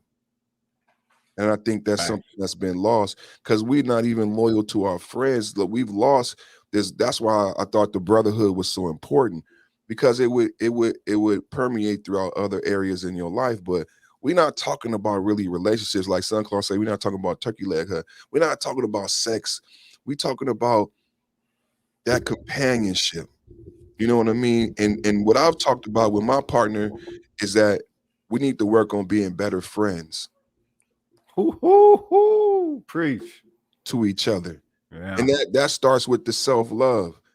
Because when I said it, I mean, think about your best friend when you was a kid, you know what I'm saying? And think about the Oscar Mayer baloney commercials, or the commercial that the tearjerker where the little boy is next to the little girl and he break off half of his sandwich. Your friend when you was a kid, they are like, even Jada getting fucked with right now. Jada Pickett said, you expect your partner to know. Yeah. The reason you expect your partner to know, what she was saying is, me and Will not friends no more. What she's saying is they don't like one another the way that they used to like one another. Right. When we're friends, when you're a friend, your friend, think about what I'm saying. Somebody's feelings getting hurt right now. Because your friends, how many of us have them? Friends, the ones we can depend on. Friends, before we go any further. Why do you put that there, Rogish? Why do you put that at the end? Why was that the love? Why was that the coffin nail? Before we go any further, let's be. Facts. Wow. It's a conversation you don't have. Self-respect and respect for the one that you're pursuing. That's my brother. That's the old Rogish. He Borgin. Come on back, bro. Break a 19. Break a 19 coming in fine. What you got? Mic check. Can you hear me? You're back, baby. Let's go. All right. I said that sets a respect for self and respect for the one that you're pursuing. Friends. That was what I learned. It's like, all right, well, all women can't be pussy. And the reason why all women can't be pussy is because you're never going to connect with them in the right manner, or your compliment in the right manner. If it starts off with pussy, you have to connect. You have to connect to that spirit, connect to the heart, connect to that soul. You got to, and then that's when you take yourself to the higher level of, I guess, should become less kung fu and more tai chi. You know what I'm saying? There's a greater flow with it. It's not as rigid. It's a ease, And the thing is, I've always, I pat myself on the back. Shit, I've always had access, right? I attract. You know what I'm saying? It's I got a magnum or something shit like that. But the thing is, I had gotten accustomed to that. A magnum or a magnet? Hold on, everybody. Pause. Magnet. I know what you meant, bro. I know about that large gold foil, though. No, I know what he let slip together with magnet. Now he over here playing. Think I didn't hear the first one. Heard the first time. Rogish is a thought, everybody. Rogish is a thought, just in case you didn't know. Nah.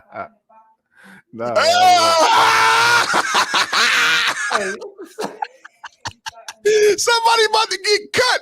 I know that tone. You better not be no hot grease in that motherfucker, man. You better not be no hot grease in that motherfucker.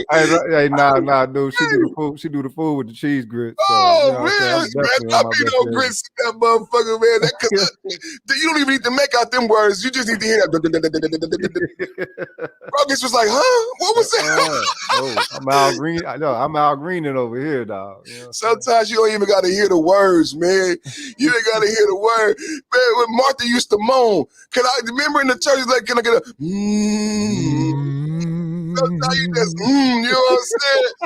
I used to love that in church. I said, I love this choir. You got everybody just can I just get a moan? That's that spirit, boy. When that thing be like, woo! I say what we talked about earlier. I said the palomino. When you ride them hard and put them away wet, man. The palomino and what was the drink? Pomelo, a palomino. Paloma. Ride her hard and put her away wet, ladies and gentlemen. I did a song too. Y'all gotta watch my show, man. I went a whole solo on a big body thing, man. Come ride one time. You know the big girls be scared to get on top. I told her, don't be scared.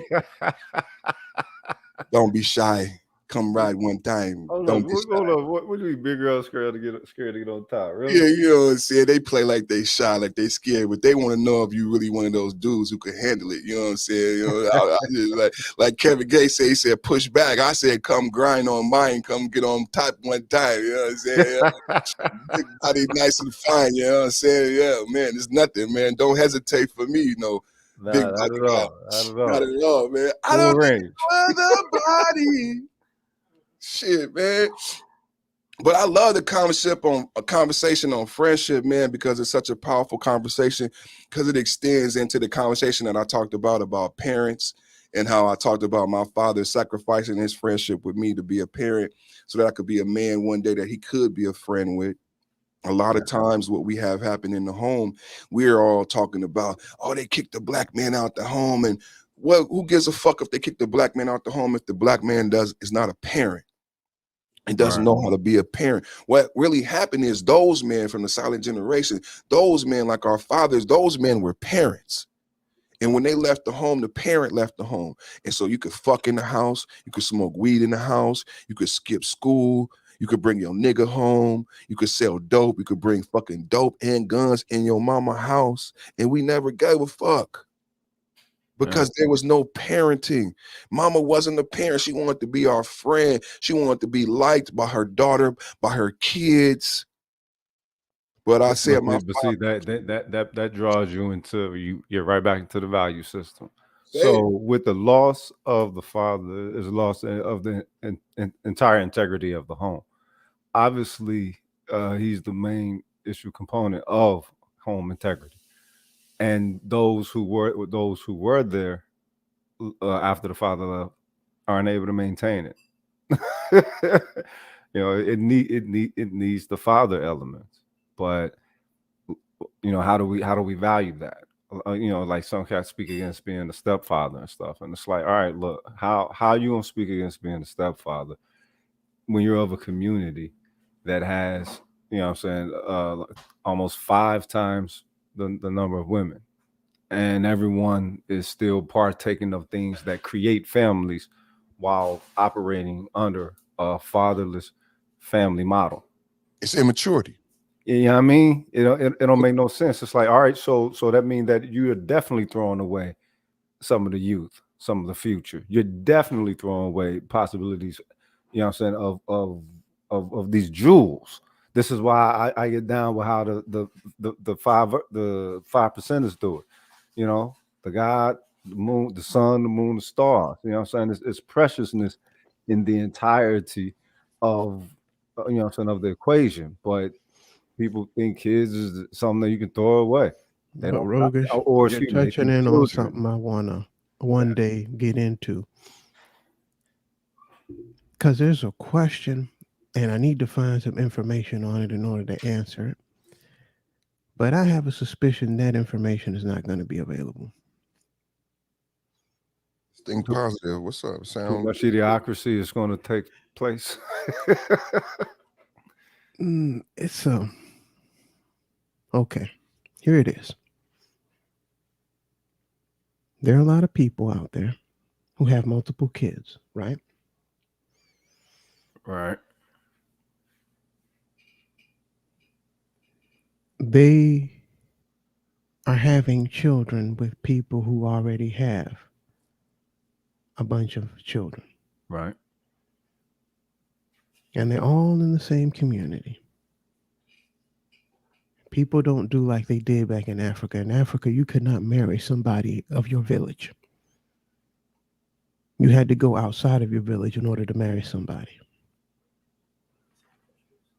I am seriously wondering because it came into my mind and it kind of lingering there. What is the rate of unknown brothers and sisters being in relationships because nobody knows who their daddy is? That's fucked up, son Claw. You That's know it's a possibility. nigga. This is a reality. Is it even being studied? I know we know that intimately. That's why I say that's fucked up. We grow up with that shit. That's that. Who is that? Lil Wayne, first baby mama. What is that? Terrell Owens, nigga. Daddy live across the street. Yeah, and it's real shit. This how we grow up. This real shit. Nobody gonna bring that up. That ain't gonna get talked about. Terrell Owens, daddy lived across the street. He didn't know who his brothers was. Perfect. I lived it. I worked in the county. Y'all know that story, right?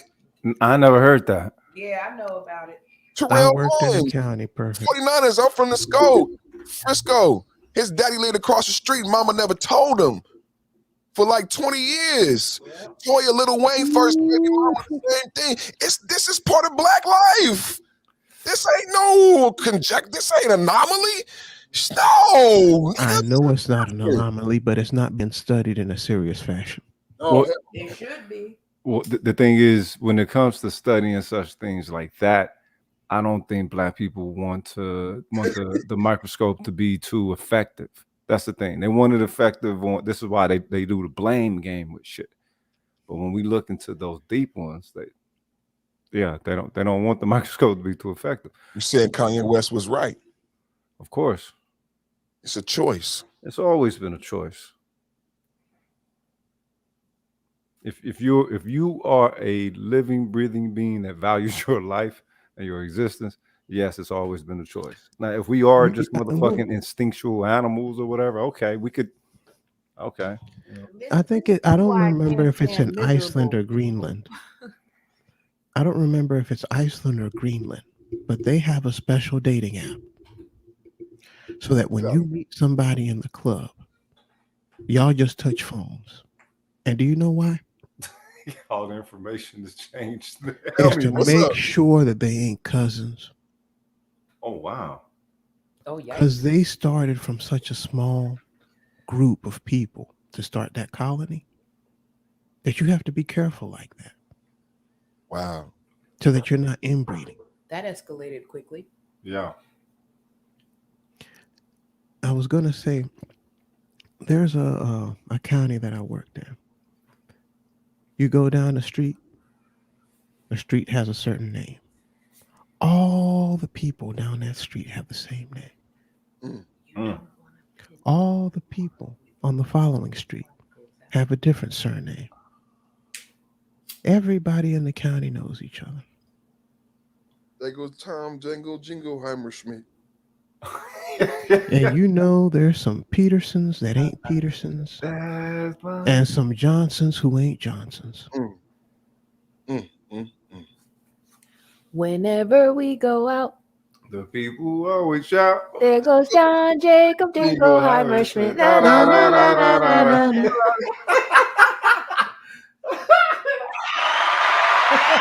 It's getting spooky out here, ladies and gentlemen. Happy Halloween. Pull out the latex, edible or not, red or black, thigh highs, knee highs, 7 and 6 inch. I'm talking about the heels.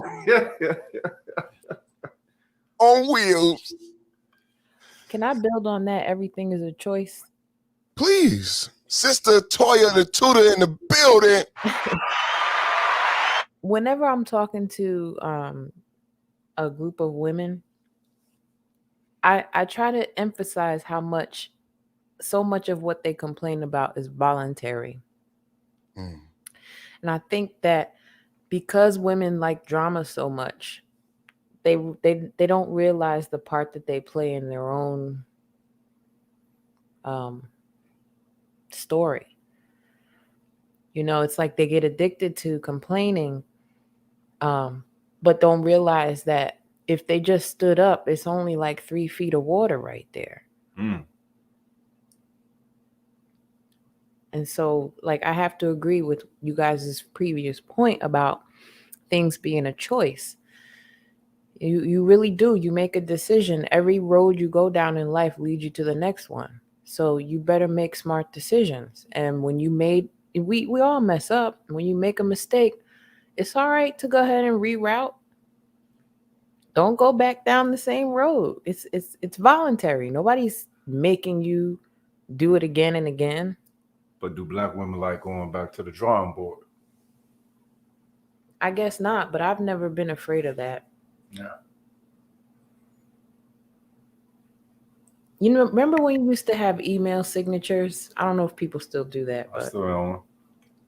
my first email signature was, I give everybody a clean slate and a fair chance. Whatever you write or change is up to you. I still live like that. And Toya, I think it goes back to the topic that we started off with. Yeah, I don't even know if it's still over here in the chat. But what was that question, Perfect? Now I remember. It was speaking of Caring about other people's opinion of yourself. Oh yeah. That video I started with. And I had some questions. Whose opinion should you care about? Who are they? Yeah. Why is their opinion important to you? Should it be important to you? If we live like that and only care about what other people think, you can't live your best life like that. Oh, you went back to him and you left him and you went back to him. Why'd you go back to him? Does that person's opinion matter to you? You were happy when you were with them and you were miserable while you were away from them. And they were good people. You shouldn't have ever listened to your friends in the first place. But if you care about what they think, you can't be happy. Is there a productive avenue that can be traveled? You know what I mean? Like I understand because then you get into the whole aspect of social contract. You know what I'm saying? Let's take, for instance, morality. What about sisters walking around with the bonnets on and the pajamas? You know what I'm saying? It's like they could say the same thing. So what people think does matter to a degree. The thing is, I think it has to be of a quality type of essence that you place yourself around to hold you accountable to, as opposed to just anyone. Yeah, so that's why I said whose opinion? Now, if you got a bum who's on a street corner, are you gonna care about his financial opinion?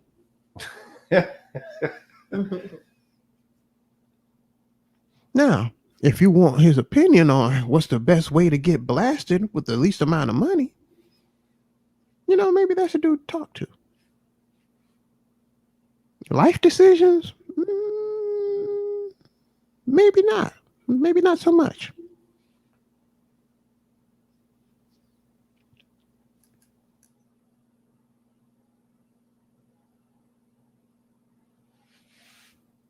I don't got enough votes in my poll. I need y'all to get over there and vote in the poll. Who you got, man? The poll came from the video, man. So let's break down the poll.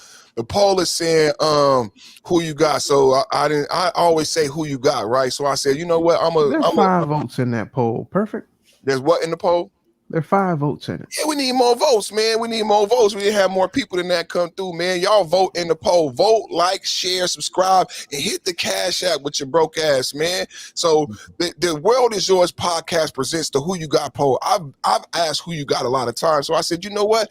I said who you got a lot of times, so I'm going to just own it. So now, from now on, my poll in my area is the Who You Got poll. So if anybody says that in the poll, they took it from perfect timing, because it's the perfect timing. The World Is Yours podcast presents the Who You Got poll. Today, the Who You Got poll is asking what someone has, what someone is, or how you stand in the eyes of others. And right now, 80% of the votes is saying what someone is. and 20% is saying what someone has. So the video that I played to start today's podcast was a video based on Stoic principles on how to evade misery in one's life. Some of the key gems from the video that I took away, Sunclaw, you can share some that you took away, and anybody in the chat or Rogus, you're welcome to also, is when he described cheerfulness. And for me, he said cheerfulness is not a part of the spectrum of happiness or joy, but rather the best way to look at cheerfulness is on the spectrum of pain as having the least amount of pain. And the best way to be successful or cheerful in life is to lead a life where you seek to mitigate the least amount of pain versus ones who's always upset when they're seeking always for pure joy and happiness. So that was one of my takeaways from today's intro video. What y'all brothers got? You know what? I didn't see the video, but that perspective, that's a quality perspective because it's like you're ready to face what it is that reality has to offer, and you move with it in this actuality. You're someone who takes on that perspective doesn't operate on any aspect of illusion, but they don't neglect their own benefit neither. You know what I'm saying? So, yeah, that's a quality perspective. Yeah, when I came across the video, I haven't been doing this type of content, but it's Friday and I got so much love for my people. The first one he mentions is what some. I got so much love for my peoples. I wanted to give them some more of these building blocks. You know what I'm saying? Because I'll be doing my own self growth and my own self study. So the name of the video was "The Surest Way Out of Misery." And I think it's poignant, or I think it's very well placed in the conversation because we were talking about Black love, relationships, companionship. So when you think about remember the movie Misery, when you think about like Rogus, like you could say I was happy before I met this person that brings me so much joy, but was you really happy? Like you might not know real misery. Like that movie Misery was about, like Rogus, even Sunclaw said, we here to couple, we here to procreate. You know what I'm saying? So when we talk about misery, it's really this thing like when we say, Dennis, why couldn't they see her? This is, and I said PTSD, but it got a lot to do with misery. That's my son knocking at the door. Check this out, y'all. One is, the second one, what someone has, and the last one, how someone stands in the estimation of others. Each of them has its upsides and downsides, but Schopenhauer concludes, nevertheless, that what someone is predominantly decides the quality of one's well-being. And thus, within our personality, in the broadest sense of the word, hides the key to making life less miserable. However, it's essential to explore the other two aspects, even if it's just to remind ourselves where not to put our money. Also, it may drastically alter how we view things like possessions and status, and reconsider the value we give them. Aren't we wasting our time pursuing what Marcus Aurelius called the clacking of tongues, meaning the audience approval? And what's the proper role of money in our lives? We begin our exploration with the aspect what someone has. If the 19th century philosopher Schopenhauer would witness today's mass consumerism diseased culture, he would probably shake his head at us in disapproval. Schopenhauer was well aware of the human tendency to accumulate material possessions and financial resources as a means to purchase them. People buy stuff because they think this makes them happy. But following Schopenhauer's fundamental beliefs on the nature of happiness, the accumulation of property is a human way of reducing pain, the latter being the positive force that has come to an end by the purchase or gain. In the context of consumerism, the positive force, or pain, manifests as boredom and a sense of lack, as opposed to the negative force, which is simply the quenching of one's thirst. So happiness is merely the ending of a painful desire, and often this temporary ceasing of suffering can be incredibly short-lived or not even take place at all. According to Schopenhauer, this is because the extent to which people can fulfill their material desires drastically varies per person. I quote, "It is difficult, if not impossible, to define the limits which reason should impose on the desire for wealth. For there's no absolute or definite amount of wealth which will satisfy a man. The amount is always relative, that is to say, just so much as will maintain the proportion between what he wants and what he gets. For to measure a man's happiness only by what he gets, and not also by what he expects to get, is as futile as to try and express a fraction which shall have a numerator but no denominator.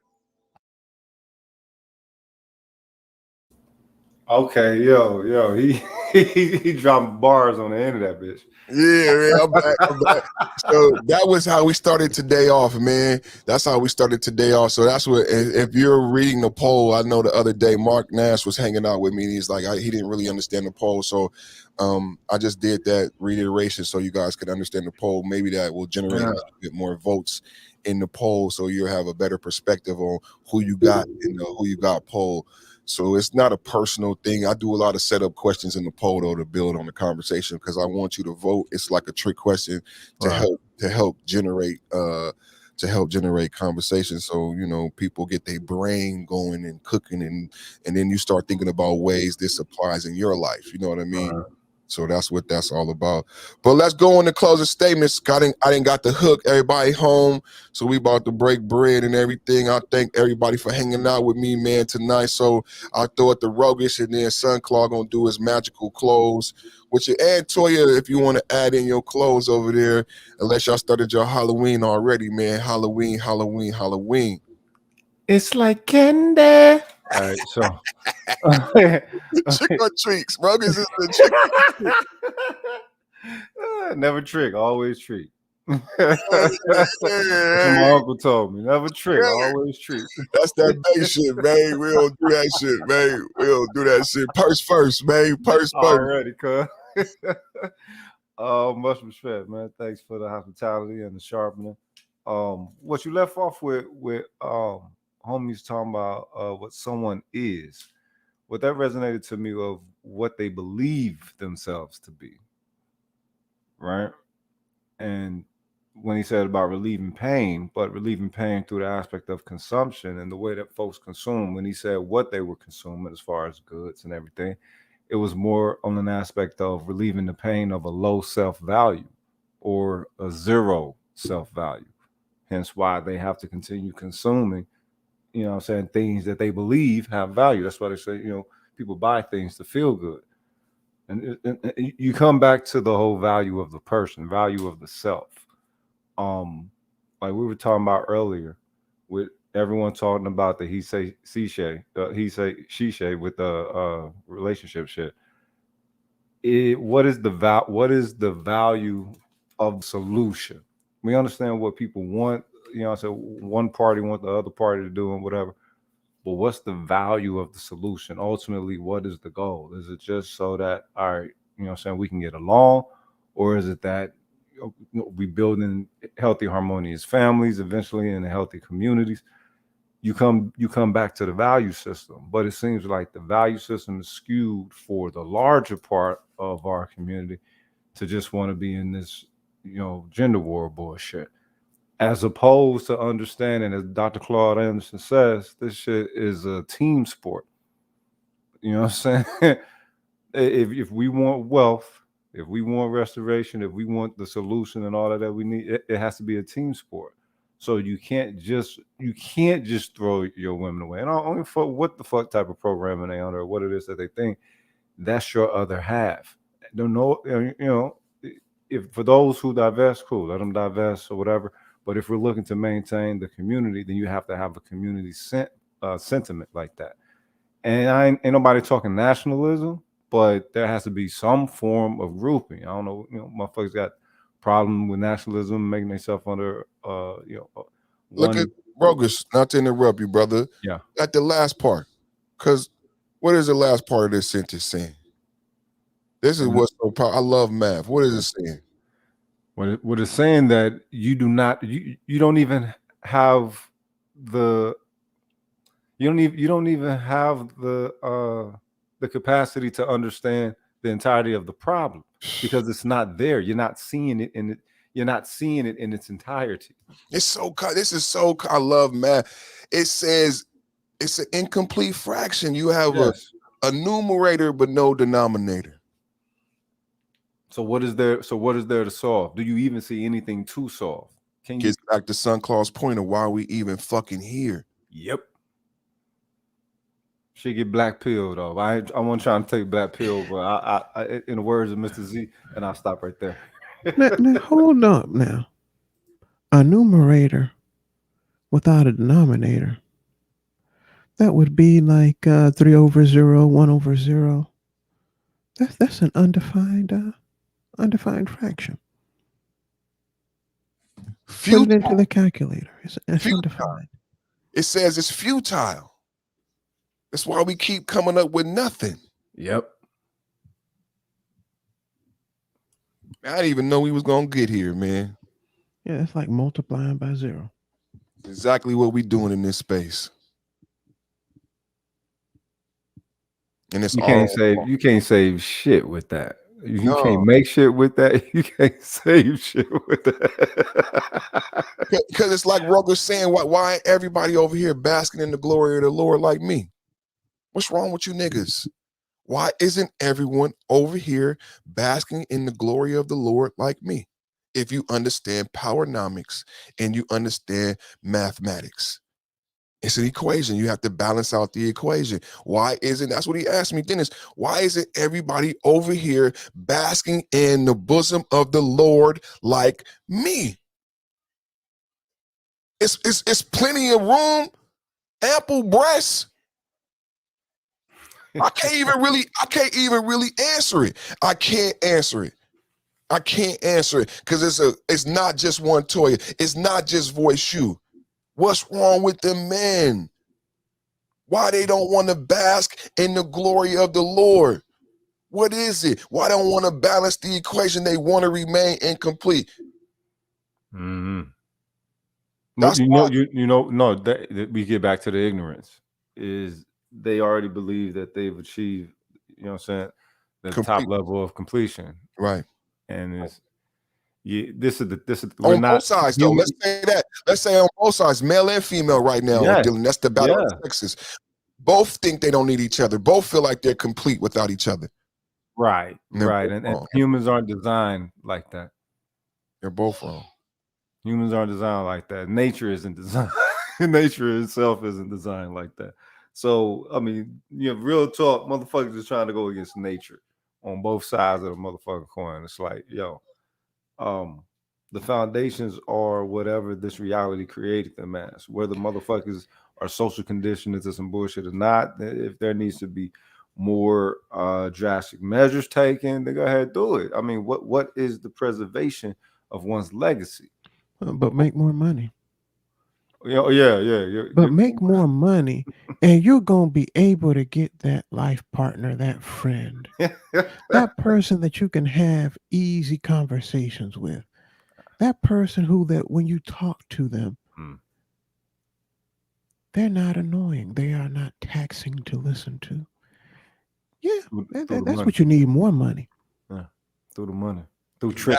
That will attract that person. That can tricking. Yeah. But they are right in one thing. They do tell the guys, in order for you to get the kind of woman that you want, you need to make more money. But guess what? You ain't getting the kind of woman that you need. 50,000 or she'll submit. 50,000 and she'll submit. Who will submit? The woman that you want, but not the one that you need. That's the rub. That's a threshold, Son Carl. That's what he said. You need to at least make that. No. You see, the kind of woman that people here in the manosphere want is that the woman that they want. The stacked woman. The 10 with outward appearance. The dime. To impress every other man in the manosphere. Look at what I got. Look at me. But that's exterior. That's not the mind. You can't impress somebody with the conversation. But wait a minute. Look at how fly these conversations my girl is having. Isn't she on point? Look, that's something that we also not saying. That's a taboo word within this space. That's also some lame shit. Okay. What part? What part? Oh, as far as how cats are having such perspectives, as far as the 10 is going to be the woman that they need. Right, The right, 10 right. is going to have all those attributes that Sunclaw just shared. On the popular panels, that dude comes on and says that an overweight woman is not a woman. I was the first dude to challenge him. I was the first dude to come on that panel and say, I like bigger women. I like BBW women. None of y'all grew up in the black church. You think I like women, bigger women, because they're easy? You maybe have not dated the big, beautiful women that I know. Like you got in Dallas, like in San Francisco and Oakland. These women got money and power. They got game. That's what I grew up with. Women like my mamas and my aunties in the Black Baptist church, driving their own Cadillacs and cars, working for the city. It's a different type of woman in Dallas.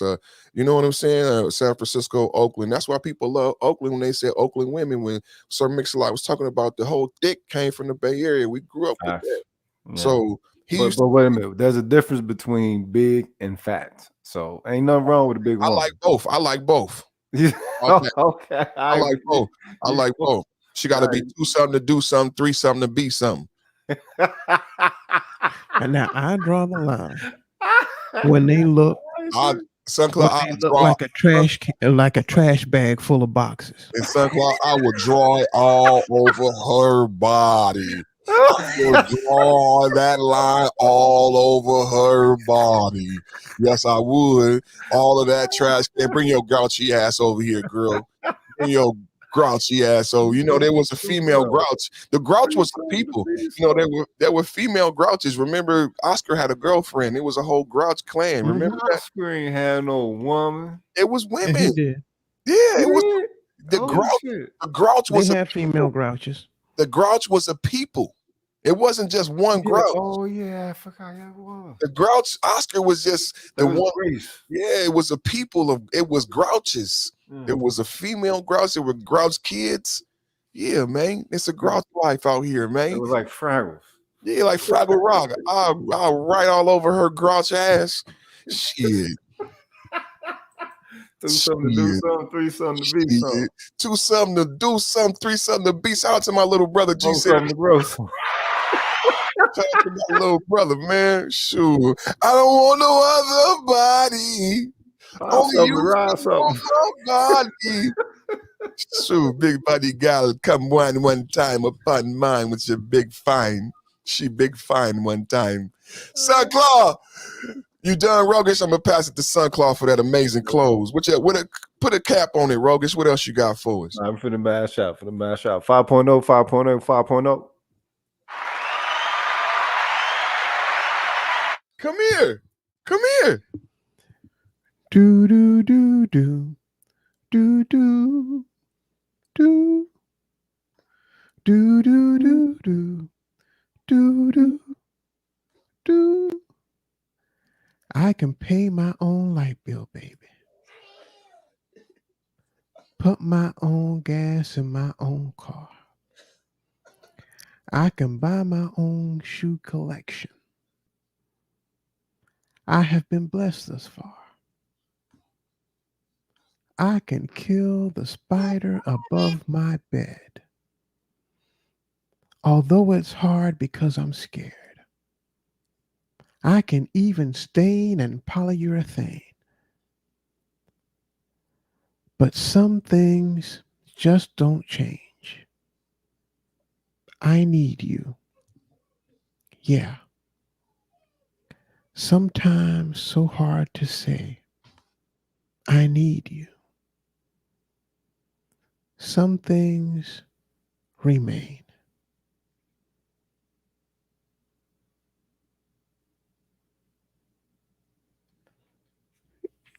Do you know where that's from, Perfect? I don't. A Jill Scott song. Oh, we know we like Jill Scott around here, y'all. Called The Fact Is. The Fact Is. I like that.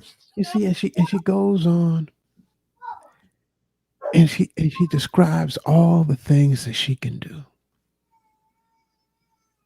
But yet, it always returns to that line, I need you. Mm. In fact, I think that's the hook at the song, at the end. I need you. Yes, I need you and we need you. Yes, we do. We need you. It even goes on, and I can have a child by myself, and I can do this. I could be a congresswoman. She can do all of these things. She can be a police officer, a carpenter, a doctor, or a lawyer, a mother, and a good girl. But it always comes back to, I need you.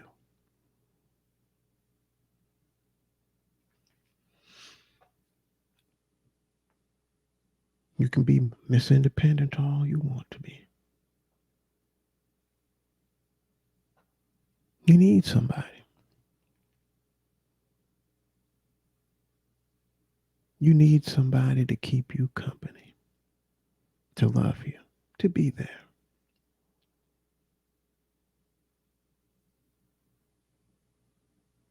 I need you. I need you, woman with a beautiful mind. It doesn't matter if your body isn't super fine. I need you.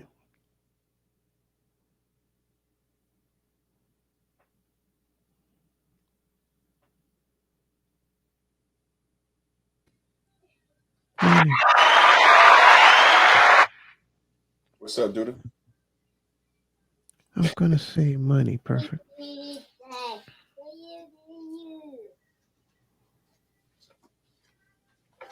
You need money? You need money? What you was gonna say? No, I was going to say money, perfect.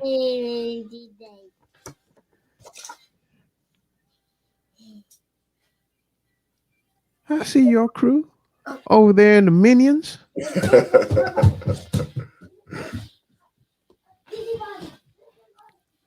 But it's this need.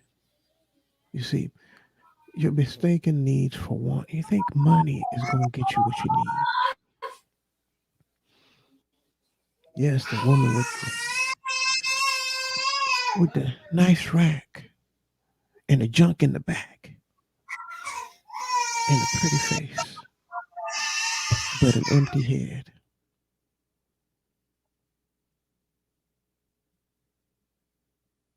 Then you can't stand each other. Can't stand each other, so you don't talk to each other. Leads to a lack of communication. Because it's just so annoying to communicate with them. All you want is their body. And you're not there for their mind.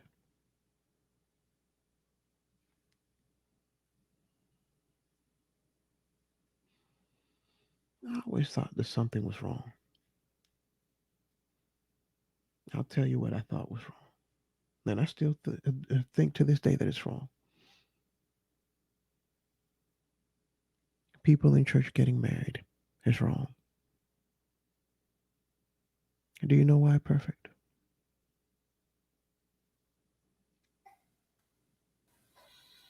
Why? There are people who are in church, very devout, and they get married. And I'll tell you why they get married. Some of them get married because they don't want to sin. I understand what I'm saying. Right. They want to get married so that they do not sin, so that they are not disfellowshipped from the church. That's perversion. Exactly. That's why I think it's wrong. Yeah. Good You're point. doing the right thing. Y'all got married. Y'all didn't love each other. Y'all were in lust of each other. And y'all got married in order to fulfill that lust. The only reason you got married. It's not a sin if we're married. It's a sin. You're lying to God, your creator. He knows what the truth is in your heart. He knows what moves you and what motivates you. And you just got married for something that's carnal. Will you have favor in that moment? You think that's how you garner favor? That's excellent point, son Carl. I've asked this question before, and I think it falls on deaf ears. But y'all just getting married just so you can fornicate, not because this is a partner that you found that you're compatible with, that's your friend, and you want to raise a family with. Which, in order to do, you have to do a little bit of fornicating here and there, and a little bit everywhere. But your main reason, your only reason, is just for that.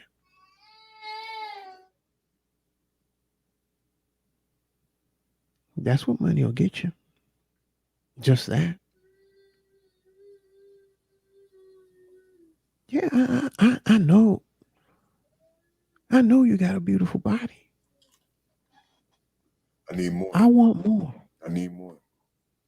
I know now I need more. I deserve more, son Claw. Yeah. What about your mind? I What deserve. do you think about? You know why, son Claw? What have you read? I have more, son Claw. I know I value my. I have more. I'm bringing you more. I'm bringing you a beautiful mind. I only want in return what I bring, son Claw. I want more because I'm bringing more. I've worked on myself. You've required this nightly prince. I want my queen. Perfect. It's something that gets missed because you want a beautiful, submissive, this, that, and the other.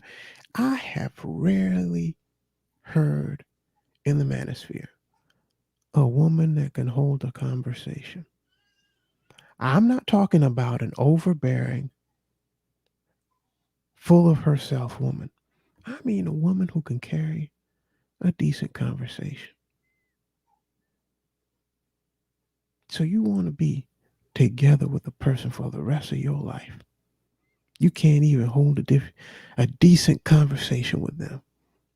Companionship. Companionship. The only conversations you having with this person, you want to tuck? Yeah, I want to tuck. Okay, let's go and tuck.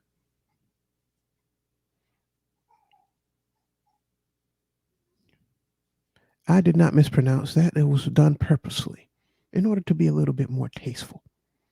I am a gentleman after all.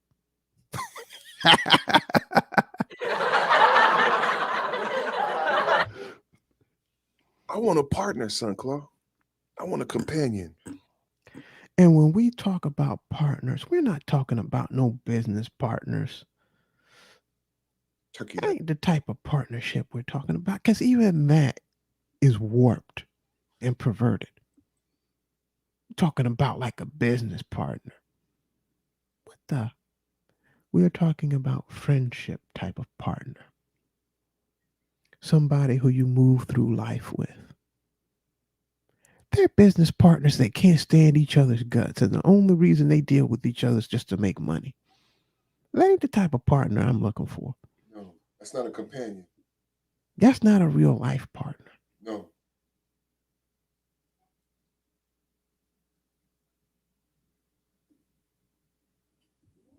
And people who think that way, they're looking for that person, the type of person that they can't stand to talk to them. What is it now? What do you want now? Why are you calling me? You know I'm at work. Archie! Edith! When it's somebody that you have a true partnership, that you love, that you care about, that's your friend. Hey, boss, look, I got a phone call. I got to take this. Hey, what's up?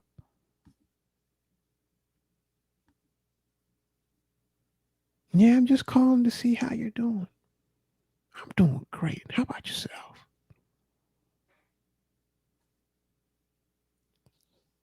There's a difference in these things. There are things that you're fooling yourself about. Oh, she's beautiful. She's ugly. If your He is beautiful. has plans built just for He is ugly. What are you talking about? He's got a six-pack. Oh, she's got a lot of junk in the trunk and she's got it up front. But they have an ugly mind. The way they behave is ugly. The way that they move is ugly. The type of people who they are is ugly. All that's beautiful is just the wrapper, and everything inside is rotten. Rotten. And you know they're rotten. But you just want that wrapper. And I ain't talking about no hippity hoppity. It's a rotten diaper in this house right now. What's up with that diaper, baby? Can we get that out the house, please? That's the type of rotten I'm talking about. Perfect.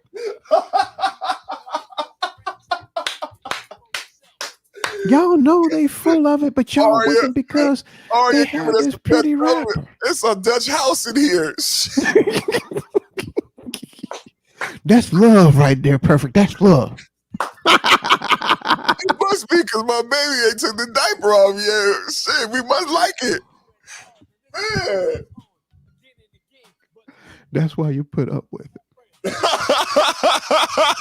I'll tell you right now, somebody's with you for ulterior motives. You'll find out as soon as you give them the Dutch oven. We're back to it. We back to it. Because they're going to say this. There ain't enough money in the world to make me smell one of your farts. Never Die Corporation in effect. It's the Dutch Oven Podcast. There ain't no dude who find enough for me to put up with his farts. Gas for everybody. We have free fries now. We got free gas Fridays. Straight gas out here, y'all. You know when you messing around with your boys, with your real friends, what's a fart between friends? What's a fart? It ain't nothing. Now when a stranger, when somebody who's unknown, when somebody who you don't care too much about comes in there. That's God Saving the Show. Morgan Sunclaw. Everybody keep their seats in the upward right position. The seatbelt light has finally been removed, ladies and gentlemen. The seatbelt light is finally off. You are free to move around. Man. Oh, my bad. Go. Please, what is a fart amongst friends? Y'all laugh and y'all carry on about it. If it's some stranger who walks in and farts, you feel insulted.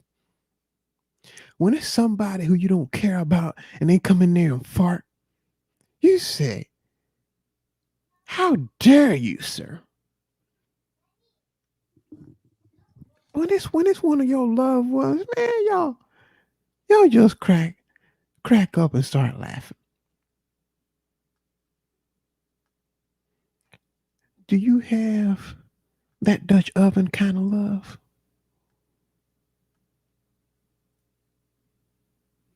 The kind of love that can stand up to that test. Sunclaw, that's gross. Yes, it is gross. But when you love somebody, there's some things you're willing to put up with. Well, Sunclaw, that ain't one of them. You don't love them. You do it. I do it. We all fart.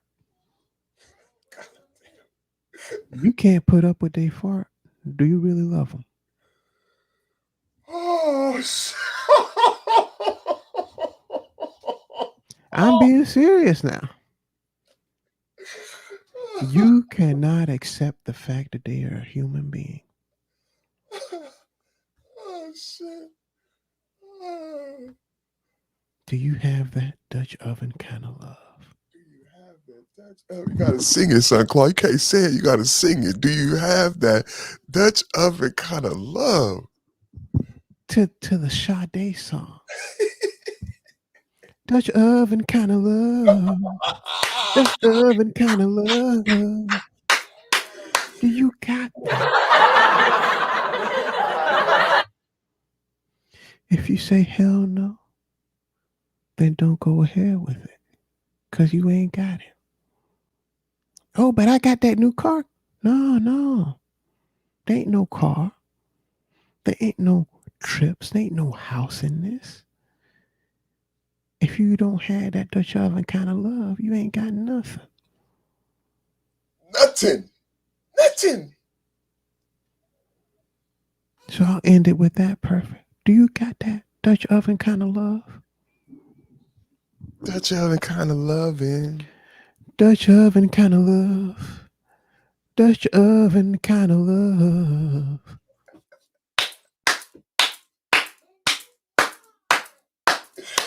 Happy Friday, happy Halloween, everybody.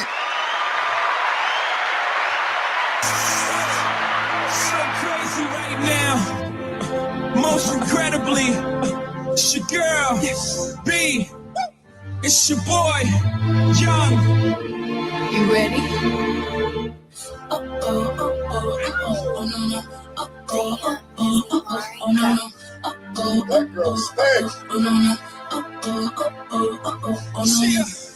History in the making. Part 2. So crazy right now. I look so deep in your eyes. I touch on you more and more every time. I'm begging you not to go. Call your name 2-3 times in a row. Such a funny thing for me to try to explain. How I'm feeling and my pride is the one to blame. Cause I know I don't understand just how you love you doing no one else can. Got me looking so crazy right now. Your love's got me looking so crazy right now. Got me looking so crazy right now. Your touch got me looking so crazy right now. Happy Friday. Got me hoping you're crazy right now. Happy Halloween. It's spooky out here. It's getting crazy out here in these YouTube streets. Let's go.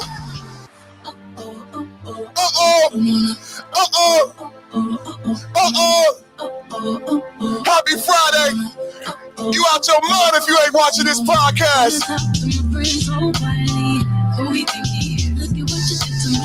Tissues don't even need to buy new dress. If you ain't there, ain't nobody else to impress. It's the way that you know what I gotta do. It's the beat in your heart, it's around with you. But I still don't understand just how you love me, doing no one else can. Got me looking so crazy right now. Your love's got me looking so crazy right now. Got me looking so crazy. You got me looking crazy, baby. Straight crazy. Page me right now, baby girl. I need you right now. Got me looking crazy in these YouTube streets. Let's go. Where you at, baby? Hit my line, 911. Let's go. Young ho, y'all know when the flow is Woo! on. Young B in the ROC. OG, big homie, the one and only. Stick bony, but the pockets are fat like Tony. Soprano, the rock handle like Ben X2. I shake phonies, man, you can't get next to. The genuine article, I do not sing though. I sling though, if anything, I bling yo. Star like Ringo, war like a Greensboro wreck. You crazy, bring your whole set. Jay-Z in the rain, crazy in the rain. If they can't figure them out, they like ASC insane. Yes, sir, I'm cut from a different cloth. My texture is the best version. Chiller, I've been dealing with change numbers. How you think I got the name over? I've been really the game's over. Come on.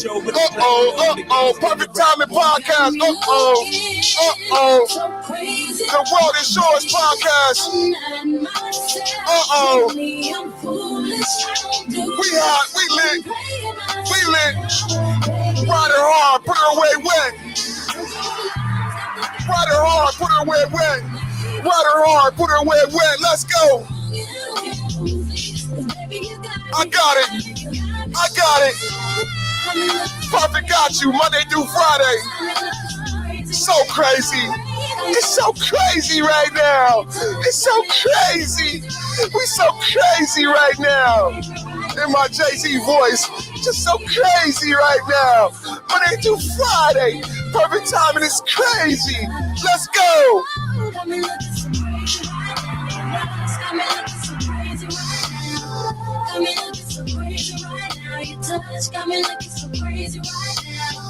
Got me hoping you pay me right now. Your kiss got me hoping you save me right now. Looking so crazy, your love's got me looking so crazy, your love.